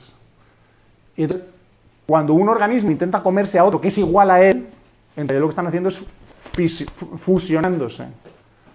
Y entonces se pueden permitir el lujo de crecer, es decir, fusionarse, ser más grandes, pero luego empezar a quemar energía, volver a crecer, proteger el material genético y esperar a que vengan mejor dadas. Entonces fijaos como el canibalismo mutuo está probablemente en el origen del sexo, porque ahora lo que hay es individuos que tienen como dos modos de vida. En un momento se dice que son haploides, tienen un solo conjunto de cromosomas, y luego cuando se juntan con otros se fusionan y entonces tienen dos, o sea, tienen pares de cromosomas, o en plantas tríos, de 4 en 4, de muchos en muchos. Entonces lo que hace falta es un sistema que se vuelva a deshacer todo eso, y eso es en biología la meiosis, y eso explica un poco la biología reproductiva de los animales. Entonces, para que veáis las cosas curiosas, como competencia para sobrevivir, da lugar a la cooperación reproductiva, que es el sexo, que luego en biología estudias. Y si el sexo es tan engorroso, ¿por qué narices existe? Pues porque es exitoso frente a posibles gérmenes que van por ti, porque el sexo genera diversidad, genera más diversidad que las meras mutaciones y otros mecanismos de generación de novedades que hay, que es el flujo genético. Y entonces, puedes estudiar cosas que no parecen económicas, pero yo digo, joder, esto es gestión de recursos, o sea, control de riesgos, solo que no solo en humanos, sino en cualquier agente. Y el último comentario que me decías, la evolución y qué más, era interesante. La realimentación. Ah, sí, claro. Una idea básica de la cibernética es realimentación, que quiere decir siento, o sea, percibo, proceso, actúo, veo los resultados de mi acción y corrijo. Yo voy acercando la mano a la botella y voy realimentando. Si la estoy haciendo, voy corrigiendo. Lo hacemos de una manera tan automática, pero hay mecanismos de realimentación. La evolución es un proceso de feedback, precisamente porque la evolución está generando novedades. Como la reproducción no es perfecta, se generan variantes, se genera diversidad. Y esas diversidades se ponen a prueba. Las que tienen más éxito sobreviven, las que no desaparecen. Y las que han tenido más éxito, digamos que realimentan el proceso porque vuelven a empezar, se reproducen, generan nuevas variantes. Entonces, esto es lo mismo para genes que para ideas. Todo el mundo de la cultura es una reconstrucción constante de esto. Y todo esto venía porque os dije que, a los culturetas les voy a decir, ¿por qué hacéis arte? ¿Por qué hacéis cultura? Una idea es para transmitir conocimiento, entonces ya eres más científico, más intelectual. Pero ¿por qué la gente hace canciones y teatro y historias? Para ligar, para fardar, es decir, para que las hembras noten, joder, mira lo bueno que soy. Y también para identificarte con un grupo.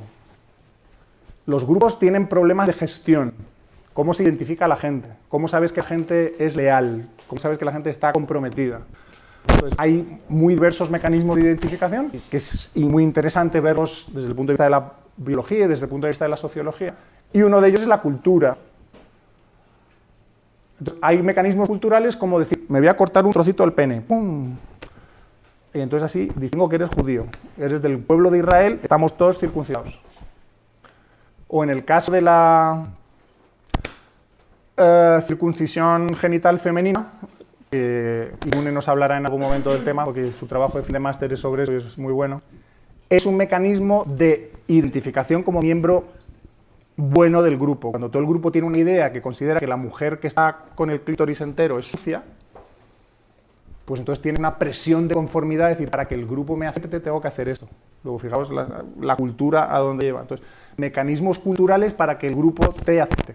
Entonces, mucha cultura es que no hay muchas películas liberales, ni muchos libros liberales, y casi todas las películas tienden a ser colectivistas o progres y de ensalzar un determinado colectivo, porque todas se ofrecen como qué bueno soy, que soy de los nuestros, y os ofrezco este material para que presumamos de que todos somos de los nuestros y lo grande que es nuestro país. Pues a mí me suelen dar un poco de miedo los conservadores. Los conservadores tienen parte de razón en que hacen falta mecanismos que cohesionen los grupos, y esos mecanismos suelen ser culturales y ciertos sentimientos como patriotismo y cosas así, pero tienden a pasarse y a no ver que a veces son absurdos y que otros grupos tienen los suyos y que son como tan dignos como los tuyos. Y el creerte es superior al otro es algo muy típico, pero en general como falso o peligroso. Pablo, que querías igual algún comentario. Hay dos preguntas de Luis que no ha podido venir hoy, pero siempre está atento. Ajá. Una quizás te sirva para otra conferencia, que era sobre los errores o faltas que tú creas que tenga, o comentarios sobre orden sensorial de Hayek. Y la otra pregunta era para que nos cuentes algo sobre el origen biológico evolutivo del igualitarismo, si existe, ¿no? Mira, sobre el igualitarismo hay un libro que se llama Equality in the Forest o Hierarchy, ¿se pronuncia Hierarchy o Hierarchy en inglés? Hierarchy in the Forest. Es un libro muy famoso de un autor que se llama Christopher Boehm, que lo que viene a decir es que todas las tribus tienden a ser igualitaristas, porque lo que hacen es un sistema de antidominación o dominación inversa. En una tribu, si hay alguien que manda mucho y tiene mucho, Probablemente es que lo está consiguiendo, digamos, por las malas, por la fuerza, por violencia. Entonces, los demás utilizan la cohesión social para asociarse contra los dominantes. Esto tiene parte de verdad que dices, ¿cómo son los gorilas? Los gorilas tienen un macho alfa y un harén de hembras. ¿Y los demás machos dónde están? Pues muertos de hambre y de ganas por ahí. Porque hay muchas especies animales en las que un solo macho se lo lleva todo, o casi todo. Y los demás están ahí, pues, o son expulsados, o son el beta, los siguientes, el gamma, que tienen acceso a hembras, pero menos. Entonces, una manera de cohesionar un grupo y de que todo el mundo vea que el grupo le importa algo es presionar por el igualitarismo. Si los gorilas, si un grupo de gorilas tuviera que luchar contra... Perdón. Si un grupo de gorilas que solo tiene un macho alfa tiene que luchar contra un grupo de gorilas mutantes, porque en principio casi todos solo tienen un macho alfa, que tienen 2, o que tienen 3, o que tienen 4, ¿quién va a ganar? El que tenga 3 o 4 simplemente porque, ¡pum!, pueden más que el 1. El problema es que entonces estos 3 o 4 tienen que intentar dejar de competir entre sí y cooperar y repartirse las hembras. Y con perdón, a las hembras no se les pregunta si la cosa les interesa o no, simplemente es un asunto entre bestias que deciden si se les puede preguntar y puede ser en su interés. Esto es como provocativo. El problema, una de las características de los humanos es que hemos seguido un proceso de pacificación y domesticación por las hembras. Las hembras, se suele decir aquello de que les gusta el malote y tal, y en parte es cierto, pero también le podría gustar tíos mucho peores, mucho más bestias, y volver a ir a una situación de macho alfa ultra dominante, mientras que estamos en una situación de más de emparejamientos más igualitarios, monogamia no estricta, pero al menos casi sucesiva, con traiciones, infidelidades y todo. Entonces, es decir que los humanos nos hemos domesticado y no tenemos una diferencia, lo se llama un dimorfismo sexual tan grande como hay en los gorilas, que el macho es enorme y las hembras son muy pequeñas. No hemos llegado al límite de los chimpancés y sobre todo de los bonobos, que los bonobos se les llama como los chimpancés enanos y los chimpancés sexuales. Están todo el rato teniendo sexo para cooperar unos con otros y las hembras son las que dominan el grupo porque son muy amigas entre ellas, se reconocen y se ayudan, entonces no dejan que ningún macho se convierta en dominante, sino que al revés, las hembras se juntan rápidamente y le dan una buena paliza o le quitan el alimento o le gritan o lo que sea para que no pueda hacerse con el grupo. ¿Preguntas? Ah, sí, y lo del orden sensorial de Hayek. El problema del orden sensorial de Hayek es que es un libro que se ha quedado un poco anticuado. Es un libro que empieza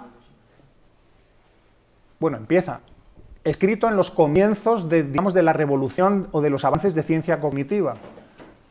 Vuelvo al comienzo de la charla. Cuando Mises escribe y critica la psicología, en parte la critica con razón, porque entonces la psicología era todo conductismo. Skinner y Watson, y diciendo unas gilipolleces, con los experimentos de ratas y palomas y tal, y decir, también el conductismo es una reacción a excesos anteriores, esto es típico del péndulo. Claro, cuando la gente empieza a hablar de procesos mentales que no puedes observar, y de conciencia y mente, pero sin observar nada, ya llegan algunos empiristas y dicen, ¿qué tal si empezamos a medir cosas que podamos observar? Y entonces dicen, no vamos a mirar a la mente, no vamos a considerar que es importante, sino solo vamos a ver la conducta externa y corresponde frente a estímulos. Los animales, como si fueran, los dice, una caja negra, sin mirar dentro. Pero el conductismo no avanza nada, todo lo que hace es lo de los refuerzos por premios y castigos, ¿no? El condicionamiento, y no va más allá. Y entonces ya los psicólogos reaccionan y dicen, oye, que la mente es importante, la psicología es importante, vamos a ver cómo procesan información los individuos. La cibernética ya existe como ciencia, porque Norbert Wiener escribe en el 1948 el libro de cibernética, y había cierto conocimiento de procesamiento de información y cosas así. Claude Shannon, todos los investigadores en inteligencia artificial, en informática más primitiva, y entonces hay una revolución cognitiva en la que participa Hayek. Hayek es conocido en el mundo de las ciencias cognitivas por ese libro. El problema es que ese libro es como escribe Hayek, como un poco muy humilde, muy tentativo, y dan ganas de decirle, todo lo que has explicado en 400 páginas lo puedes haber explicado en 50 o 100, diciéndolo una vez, diciendo, el cerebro es un detector de patrones, es un organizador, un clasificador. Y claro que tiene razón, es que es eso. Pero para eso, si quieres, hay un libro moderno de Ray Kurzweil que se llama How to Create a Mind, cómo crear una mente, que es lo mismo pero más moderno y más fácil de leer. El que se quiera leer el de Hayek, pues mira, estupendo, es más como historia del pensamiento. Vale, lanzo yo un par de cosas más, perdón, lanzo yo por abrir un par de temas más que a mí me gustan a veces y no han salido. Sí, es casi mejor escucharte. Que seguir. Pregunta muy rápida sobre las colmenas. Un tema que yo suelo sacar a menudo es el de las señales honestas costosas. Y relacionado con él, la hipocresía, el engaño y el autoengaño. Y la racionalidad,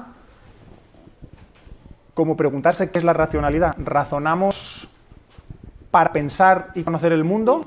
Que es lo que diría un objetivista o alguien que tenga una visión ingenua de la racionalidad.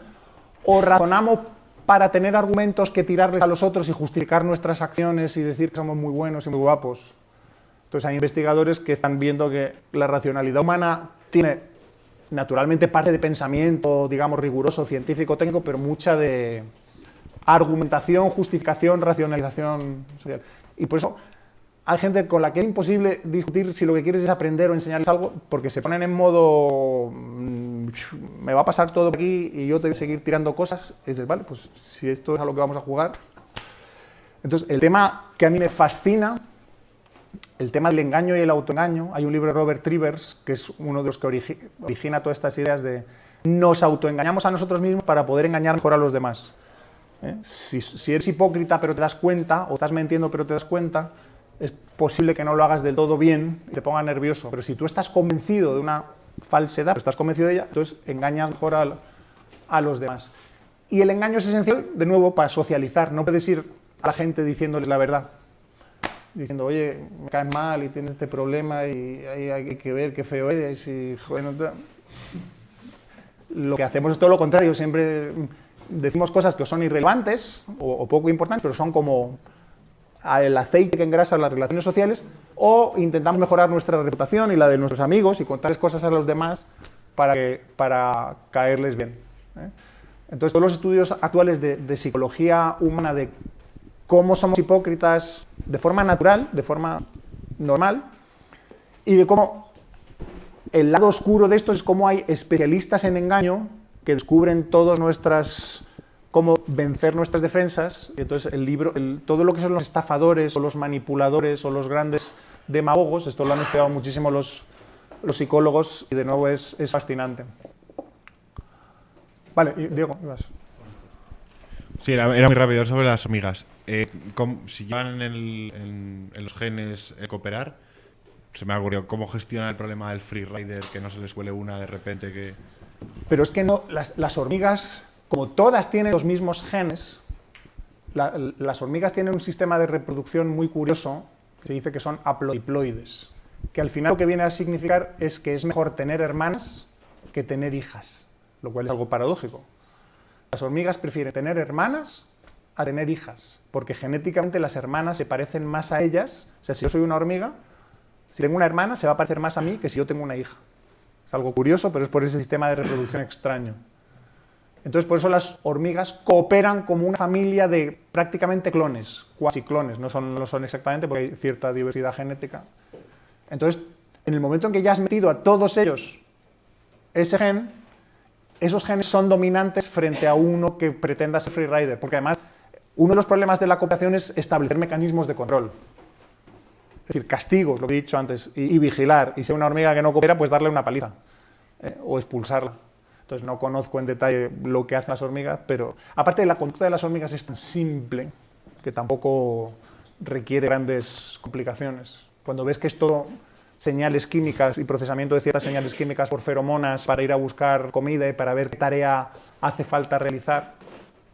Y luego las hormigas tienen tal presión de competición entre grupos, yo digo, guerrean entre sí, que si hay un grupo de hormigas que es más o menos invadido por un free rider, simplemente los demás grupos lo destrozarán. Es la idea de la selección multinivel, que es una idea moderna e importante que muchísimos biólogos evolucionistas, Pinker, Dawkins y otros, rechazan, y que yo me río porque digo, joder, aquí los colectivistas es que están dando en el clavo, están entendiendo algo que los otros no entienden porque siguen obsesionados con fijarse solo en el gen. Está muy bien fijarse solo en el gen, pero cuando Cuando ves las estructuras de nivel más alto, como los organismos como individuos y los grupos como estructuras de agregación y de integración de individuos, entiendes lo importante que es ese grupo y que existe esa selección grupal. Que obviamente los genes también están por debajo, pero que no son lo único de la historia. Pablo, sobre la falta de fundamentación científica de ideas contrarias, de ideas, por ejemplo, como las ideas marxistas. ¿Podrías también contarnos un poco al respecto? Sí, hombre, sobre todo es que Marx económicamente es un desastre. O sea, cuando ves su teoría del valor trabajo es ridícula, su teoría de la explotación, dan ganas de decir, pero bobo, que a la gente no se le explota así. Es decir, la explotación, claro que existe, la esclavitud ha existido. Y si yo soy un empresario y consigo un monopsonio de tal manera que yo soy el único que cobra trabajo y impido que haya opciones, os estoy explotando o presionando de forma, digamos, ilegítima, en el sentido que tenéis que ofrecerme a mí vuestro trabajo. Luego, yo tengo una posición competitiva mucho mejor. Pero esos son los mecanismos de explotación, no los de es que produce una plusvalía y me apodero de la plusvalía y pues no sabía nada de finanzas, ni idea de preferencia temporal y aversión al riesgo y esas cosas. Entonces, cuando ves a todos sus seguidores continuando igual, les miras y dices, pero ¿quién es? Pues son las facultades de economía, nadie les toma en serio. Al menos eso hemos ganado. Desgraciadamente son todos keynesianos, pero que es el otro problema de la demanda 2. Si es que las ideas del libre mercado y de órdenes espontáneos son fascinantes, pero una vez te las sabes, como que se acaben y no sabes para qué te sirven. O te sirven para dejar que las cosas funcionen, pero solas. Mientras que el marxismo sirve para decir, y yo debo ser el asesor del presidente del gobierno, porque yo soy un tío que sabe mucho, ¿no? Entonces, los culturetas o los de las facultades, pues van a... Y por otro lado, los obreros sienten que no les pagan lo suficiente, que sus condiciones son muy duras, y entonces necesitan a alguien que les ofrezca una explicación de por qué es todo así, y quizá una excusa para rebelarse, o para organizarse en sindicatos, para pelearse con el empresario. Entonces, sí, Marx presentaba sus teorías como socialismo científico, simplemente porque las alternativas eran todavía más descerebradas. O sea, como Comte y otros empezaban a organizar comunas en las que iba a fluir el agua y la miel y todas esas cosas, y todo iba a ser armonía y felicidad. Y entonces, claro, digamos que hay categorías de disparate. Más, sigo, os comento autores, cosas. Yo quiero pedir permiso si puedo plantear el tema de ciencia y liberalismo de otro punto de vista. ¿De cuál? Con permiso del que maneja el micrófono, que tengo un poco de paciencia. Porque, es que la conferencia tiene, digamos, un fondo biológico. A mí me gustaría plantearlo un poco desde el punto de vista físico, de la física. A mí me van a publicar un artículo en una revista que se llama Naturaleza y Libertad. Lo digo esto porque el artículo estaba basado en una conferencia que se pronunció aquí en el año 2015 y la pronunció, vamos, Eladio García García, que por cierto estuvo usted también en la conferencia, y me acuerdo que le hizo un pequeño comentario empleando la teoría general de sistemas, que si me da tiempo y me dejan, la mencionaré. Vamos,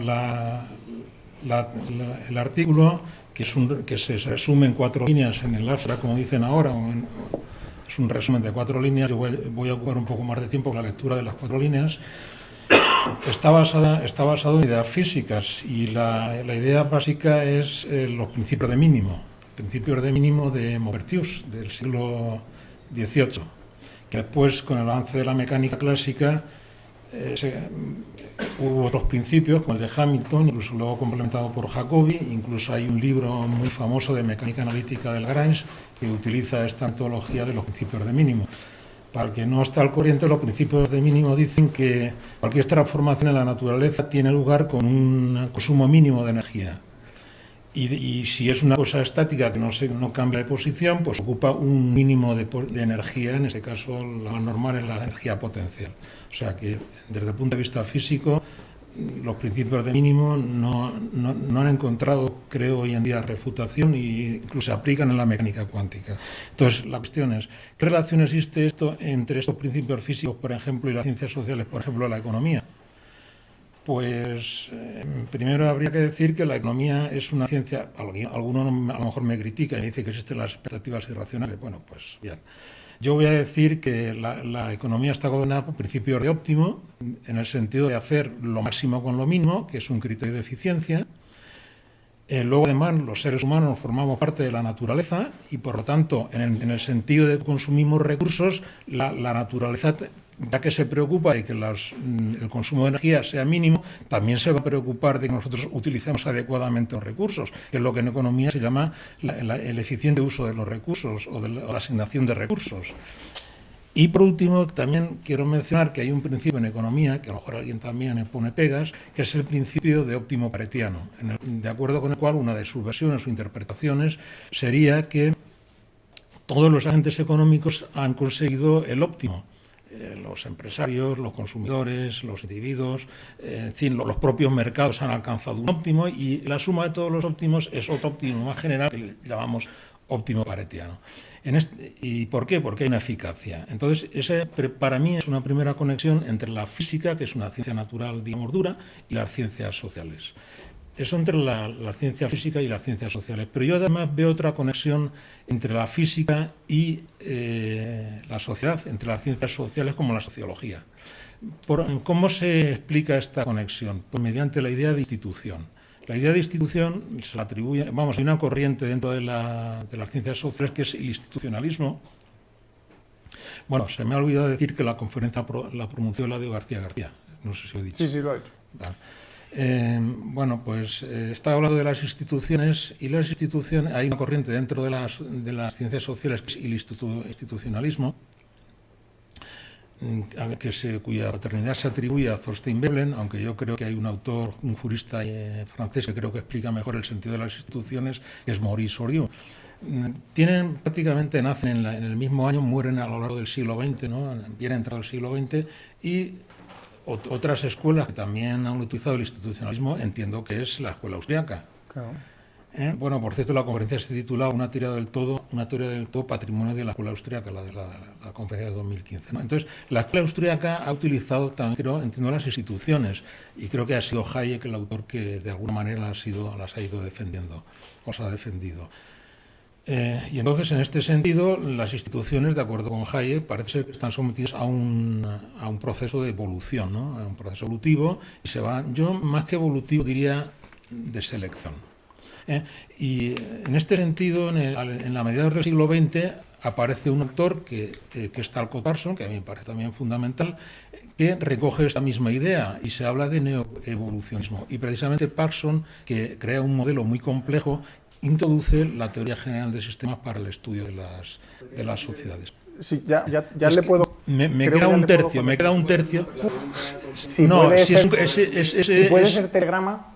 Porque ya tengo cosas que contarle de todo. Sí, vale, pues ya... si yo quiero que él haga la réplica, que yo no voy a hacer contrarréplica, ¿eh? O sea, yo solamente planteo este tema porque he visto que la conferencia es un poco biológica. Yo quería plantear esto desde este punto de vista. Pero solamente ya son 5 segundos.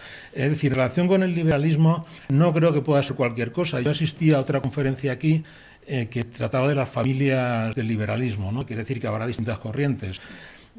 Pero yo creo que las instituciones hay que estudiarlas bien, hay que conocer lo que en física se conoce como grados de libertad, que son los que van a permitir adaptarse precisamente a esas condiciones de mínima energía y, por lo tanto, como instituciones, también a una situación de eficacia. Y estudiando las instituciones y cuáles son las variables que hay que manejar, pues crear a lo largo, con el paso del tiempo, se crearán ese conjunto de instituciones que le darán a la sociedad su fuerza y su... En fin. Vale. Voy a conectar ahora con esto. Quedan como 15 minutos. 3 autores que recomiendo que leáis y uno de ellos va a conectar aquí. Michael Shermer, Matt Ridley y Eric Weinhocker. Michael Shermer y Matt Ridley, los dos son muy liberales, y Eric Weinhocker también, pero quizá un poco menos. Acaban de estar los 3 en la Montpellier, los acabo de conocer yo ahí cuando he ido a Gran Canaria. Me he leído pues, todos los libros de los 3, excepto uno de Michael Shermer, porque es una biografía de Alfred Wallace y tampoco me interesa mucho. El libro de Eric Weinhocker, porque este solo tiene uno, se llama The Origin of Wealth, los orígenes de la riqueza. Y tengo uno de mis artículos mensuales, el de hace 3 o 4 meses, es una reseña mía de su libro explicándolo todo. Es sobre la economía de la complejidad. Entonces, Weinhocker lo que critica es a todos los economistas neoclásicos que han intentado que la economía se parezca a la física y que le han aplicado principios de optimización y maximización, ideas de equilibrio, ideas de perturbaciones y de vuelta al equilibrio y cosas así. Es decir, estas ideas existen desde hace mucho tiempo en física y esencialmente toda la física, yo soy físico, la puedes describir, no es la única manera, pero la manera teóricamente más sofisticada es mediante principios de maximización o minimización, como se quiera. Hay una manera todavía más abstracta que es mediante criterios de invarianza, de simetrías. De las simetrías vienen los criterios de conservación y los principios de minimización. El problema es, Weinhocker lo que demuestra es que todos esos intentos históricamente han fracasado y han producido modelos económicos demasiado simplistas. Toda la teoría que hacen los austríacos a los neoclásicos, sobre todo en la medida en la que los neoclásicos sean los clásicos más antiguos, tiene gran parte de verdad, en que los modelos que utilizan son muy de juguete, el subastador balrasiano, en los que se ignoran problemas de información, conocimiento y todas esas cosas así, y que esos principios, aun siendo ciertos en física y quizá sean aplicables de algún modo en economía, no bastan para describir la economía. Y Weinhocker lo que hace es decir, la economía es un sistema complejo adaptativo, y entonces lo que hace es utilizar física de la complejidad. La física de la complejidad utiliza estas ideas, pero de una manera mucho más avanzada, introduciendo ideas de emergencia, introduciendo ideas de órdenes espontáneos, de autoorganización, de dinámica no lineal. Es decir, que son modelos que van mucho más, y sobre todo metiendo ideas evolutivas constantemente, y metiendo ideas de selección natural y de adaptaciones. Entonces, en ese sentido, precisamente, siempre que lo intentan, hay una escuela ahora que se llama, o una variante que se llama econofísica. Y a mí me preguntan a veces por ello, y yo digo, si es que están intentando hacer lo que no se puede, pasar de la física a la economía, se erosionará con el tiempo y tal, pero no puede hacer nada, salvo que alguien de fuera venga y lo reconstruya o lo repare. Y la segunda idea de termodinámica es que este consumo, este reconstruir requiere energía libre. La energía libre es escasa y la gastas porque todos los procesos de acción son disipadores de energía. Y entonces ahí surgen ya ideas económicas. Si tienes una gente que disipa energía y necesita esa energía para hacer algo, ahí ya tienes la biología. Podría no tener biología si es un agente artificial, si es un robot. Un robot puedes decir que no está vivo, pero sigue este mismo problema de necesitar economizar su energía y además necesitar un sistema cibernético. Entonces, yo les deseo mucha suerte a todos los que intenten ir directamente de la física a la economía. Creo que van a fracasar, pero igual me leo lo que tienen que decir para ver si hay algo. El camino es el que ha seguido la realidad.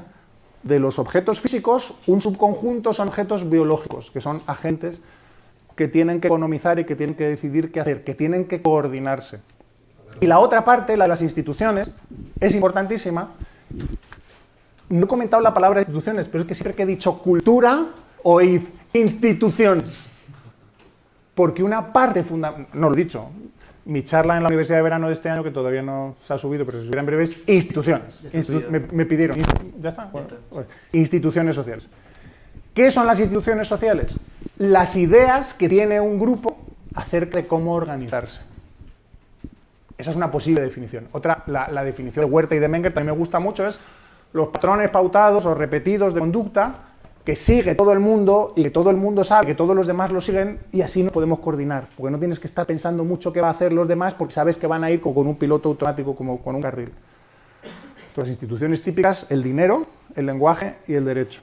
El lenguaje, todos hablamos porque copiamos a los demás, porque sabemos lo que significan las palabras, porque les hemos copiado a los demás y estamos constantemente usando el lenguaje y ajustándonos. El derecho, pues las normas que nos vamos poniendo contractualmente o que papá Estado nos pone y eso nos gusta menos, pero al menos sabemos que están ahí. Y el dinero, pues el bien más líquido, el invariante de valor que sabemos que todo el mundo lo quiere. ¿Son las instituciones importantes? ¡Wow! Todo. Lo que pasa es que las instituciones son el final del pastel. Tienes que empezar con agentes biológicos, luego tienes que conseguir que tengan la inteligencia necesaria para copiarse unos a otros. Entonces desarrolla memética. Y entonces parte de la cultura es el aparato institucional de un grupo. Y entonces estas son las ideas mengerianas y sobre todo hayekianas, porque Menger básicamente explica cómo las instituciones emergen evolutivamente en lugar de ser diseñadas por alguien de arriba o un gran héroe que te dice os voy a enseñar cómo debéis comportar, ¿no? Que hay muchas tribus que lo ven así. Y bajó Dios y nos enseñó la Biblia, nos enseñó el Corán, o el mito de esta tribu, nos enseñó cómo había que pescar y nos enseñó... Y dices, pues es muy improbable que fuera así. Es decir, hay individuos excepcionales, pero normalmente el conocimiento se suele ir agregando poco a poco, como dice Hayek, de forma dispersa, mediante generaciones, mucha gente probando. Entonces, obviamente esta charla ha sido más biológica, psicológica, porque lo que quiero es empezar en un sitio donde no empiezan los austriacos, para llegar a donde llegan los austriacos, pero después de haber visto mundo, no quedarnos en el pueblo de siempre. Luego, la idea de las instituciones es importantísima, pero no empecemos otra vez ahí. Yo a veces pienso, ¿debería escribir todo esto al revés? Porque siempre cuando doy el curso, empiezo por ideas un poco física y química, 2 líneas, biología, agentes autónomos autopoyéticos, explicando qué es un agente, qué es la autonomía, y las primeras horas de clase noto que la gente está... ¿Todo esto para qué sirve? ¿Todo esto para dónde vamos? ¿Todo esto para qué sirve? Y digo, si entendierais esto, veríais cómo va yendo a sitios, mientras que no me lo puedo saltar, porque si no tendría que deciros, y aquí ocurre un milagro, lo tenéis que creer, y llegamos aquí. Pero a veces pienso, explícalo al revés. Alguna vez voy a dar el curso al revés. Hemos empezado aquí. ¿Cómo hemos llegado aquí? Pues pasado. Es decir, una evolución, o nosotros no sabemos de esto, es posible que te autoengañes y empieces a construir ideas creacionistas.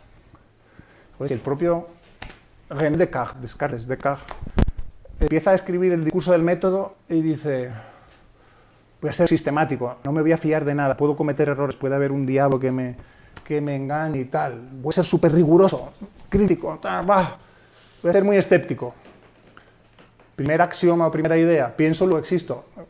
Vale, no hemos llegado muy lejos, pero vale, al menos te has dado cuenta de que existes, ¿por qué piensas? Segunda idea, yo dejé de leer el libro ahí porque dije, no lo puedo creer.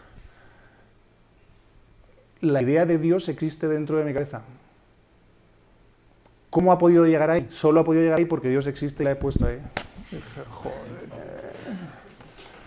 Tienes que explicar cosas al revés. Es decir, imagínate que tienes un conjunto de agentes que tienen mentes que necesitan coordinarse y empiezan a creer cosas. Explicas toda la teoría de las señales son estas costosas.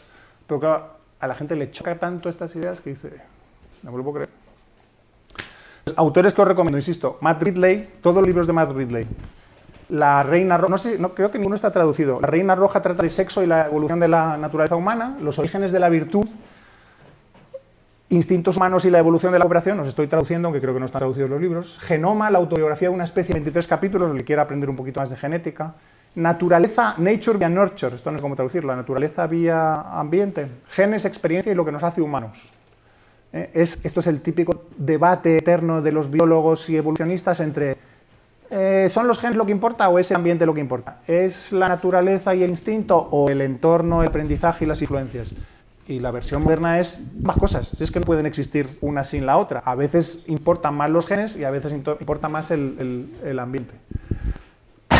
Uno de sus libros más conocidos es el optimista racional, cómo evoluciona la prosperidad, que es muy parecido al último de Steven Pinker de la Ilustración ahora, y al último de Hans Rosling de Factfulness, y al último de Norberg que hemos publicado nosotros de Progreso, y alguno más que hay en esta... Y tiene un libro sobre evolución que es muy bueno, pues se llama The Evolution of Everything, es decir, aplicar evolución a todo, a no solo biología, sino a cultura, cómo emergen las nuevas ideas. Los de Michael Shermer son sobre... Michael Shermer, Ridley es inglés, además es un autor inglés, es un tío muy alto, yo cuando lo dije, uy, no esperaba que fuera tan alto. Y Michael Shermer es americano y dirige los escépticos americanos, digamos, escépticos, agnósticos, ateos.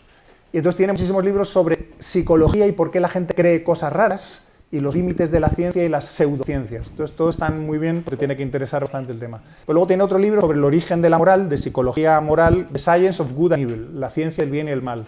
Por qué la gente hace trampas, cotillea, se preocupan unos por otros, comparten y siguen la regla de oro. Tiene un libro importantísimo para los creacionistas que se llama ¿Por qué Darwin importa? Why Darwin Matters. El caso contra el diseño inteligente. En esta charla no me puedo meter a explicar por qué el diseño inteligente es un disparate, pero... Otro libro sobre psicología y economía y liberalismo, The Mind of the Market, la mente del mercado. Cómo la biología y la psicología nos dan forma a nuestras vidas económicas. El arco moral, de Moral Arc, es cómo la ciencia y la razón están llevando a la humanidad cerca a la verdad, a la justicia y la libertad. Y de Bainhofer, que os mencionaba estos tres, el origen de la riqueza, evolución, complejidad y la radical reforma de la economía. Es ideas de complejidad aplicadas a todo esto. Porque ahora al caos se le llama complejidad, es dinámica no lineal. Todos los libros de orden espontáneo, autoorganización, emergencia, si tienen algo así en el título, Stuart Kauffman es un autor muy bueno sobre todo eso. Es física y es biología, no solo es física. Todos los que se quedan solo en física no llegan mucho más allá. Hay un economista que se llama César Hidalgo, que tiene un libro que me preguntaron otro día por él y dije, ¿por qué crece la información? La evolución del orden de átomos a economías. Dice que las economías ricas son ricas porque son complejas. Es decir, no existe ninguna economía rica que sea simple. Son las excepciones, hay excepciones como los países árabes porque tienen petróleo y solo tienen el monocultivo del petróleo. Y por eso, si no lo resuelven, el día que el petróleo se acabe o no se lo compremos, se van a venir abajo y por eso tratan de diversificarse. Pero son estudios de por qué lo que nos hace ricos es dejar que las economías se adaptan, se vuelvan cada vez más y más complejas, más y más evolucionadas. Hay más temas como lenguaje, ciencia cognitiva, biología en general, evolución. Dawkins, leer a Richard Dawkins y Stephen Jay Gould, que es Dawkins es inglés, Stephen Jay Gould es americano. No os lo creáis todo en el sentido de cuando Dawkins critica la selección multinivel, la teoría de grupos, se equivoca, pero bueno, es muy interesante. Sus libros del gen egoísta y el relojero ciego están muy bien. Un libro de un filósofo que se llama Daniel Dennett es sobre evolución y está traducido al español, La peligrosa idea de Darwin, evolución y los significados de la vida, no sé cómo se llama. Y libros de cultura. Antes he hablado de algunos autores de cooperación. De cultura me he estado leyendo tres últimamente. Kevin Laland, Darwin's Unfinished Symphony, la sinfonía inacabada de Darwin, como que hay que añadir la cultura a la genética. Joseph Heinrich, no me acuerdo cómo se titula, pero ¿por qué la cultura nos ha hecho...? Ah, sí, El secreto de nuestro éxito, The Secret of Our Success, la cultura. Y Alex Mesudi, lo mismo, cultura, evolución. ¿Vale? Y bueno, pues para otro día más. Pues muchas gracias, Paco. Me ha subido la fiebre. Yo entré aquí solo...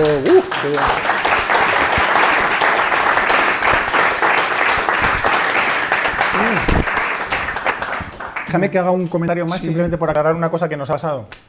Se nos han caído abajo los comentarios de los artículos. Porque alguien lee los artículos nuestros, espero que los lea, el comentarios diarios. Creo que no sabemos qué ha pasado. Pero yo creo que se habían deshabilitado desde últimamente. Pero he visto artículos antiguos y es que se han borrado todos. Digo, porque hay alguna gente crítica por ahí, algún troll o hater que va diciendo que es que tenemos miedo al debate y no hemos dejado comentar, por ejemplo, los artículos que he escrito contra el objetivismo. A mí me extrañaba que la gente no comentara nada y de repente es que se nos han venido abajo. No es que estemos censurando a nadie, es que somos torpes. Perdón. Sí, estamos trabajando en ello y a ver si lo podemos solucionar. Venga. No, nada, muchísimas gracias por venir y recordaros eso, que la semana que viene, quien quiera, nos vemos otra vez con Laura Mascaro hablando de niños y dinero. Muchas gracias.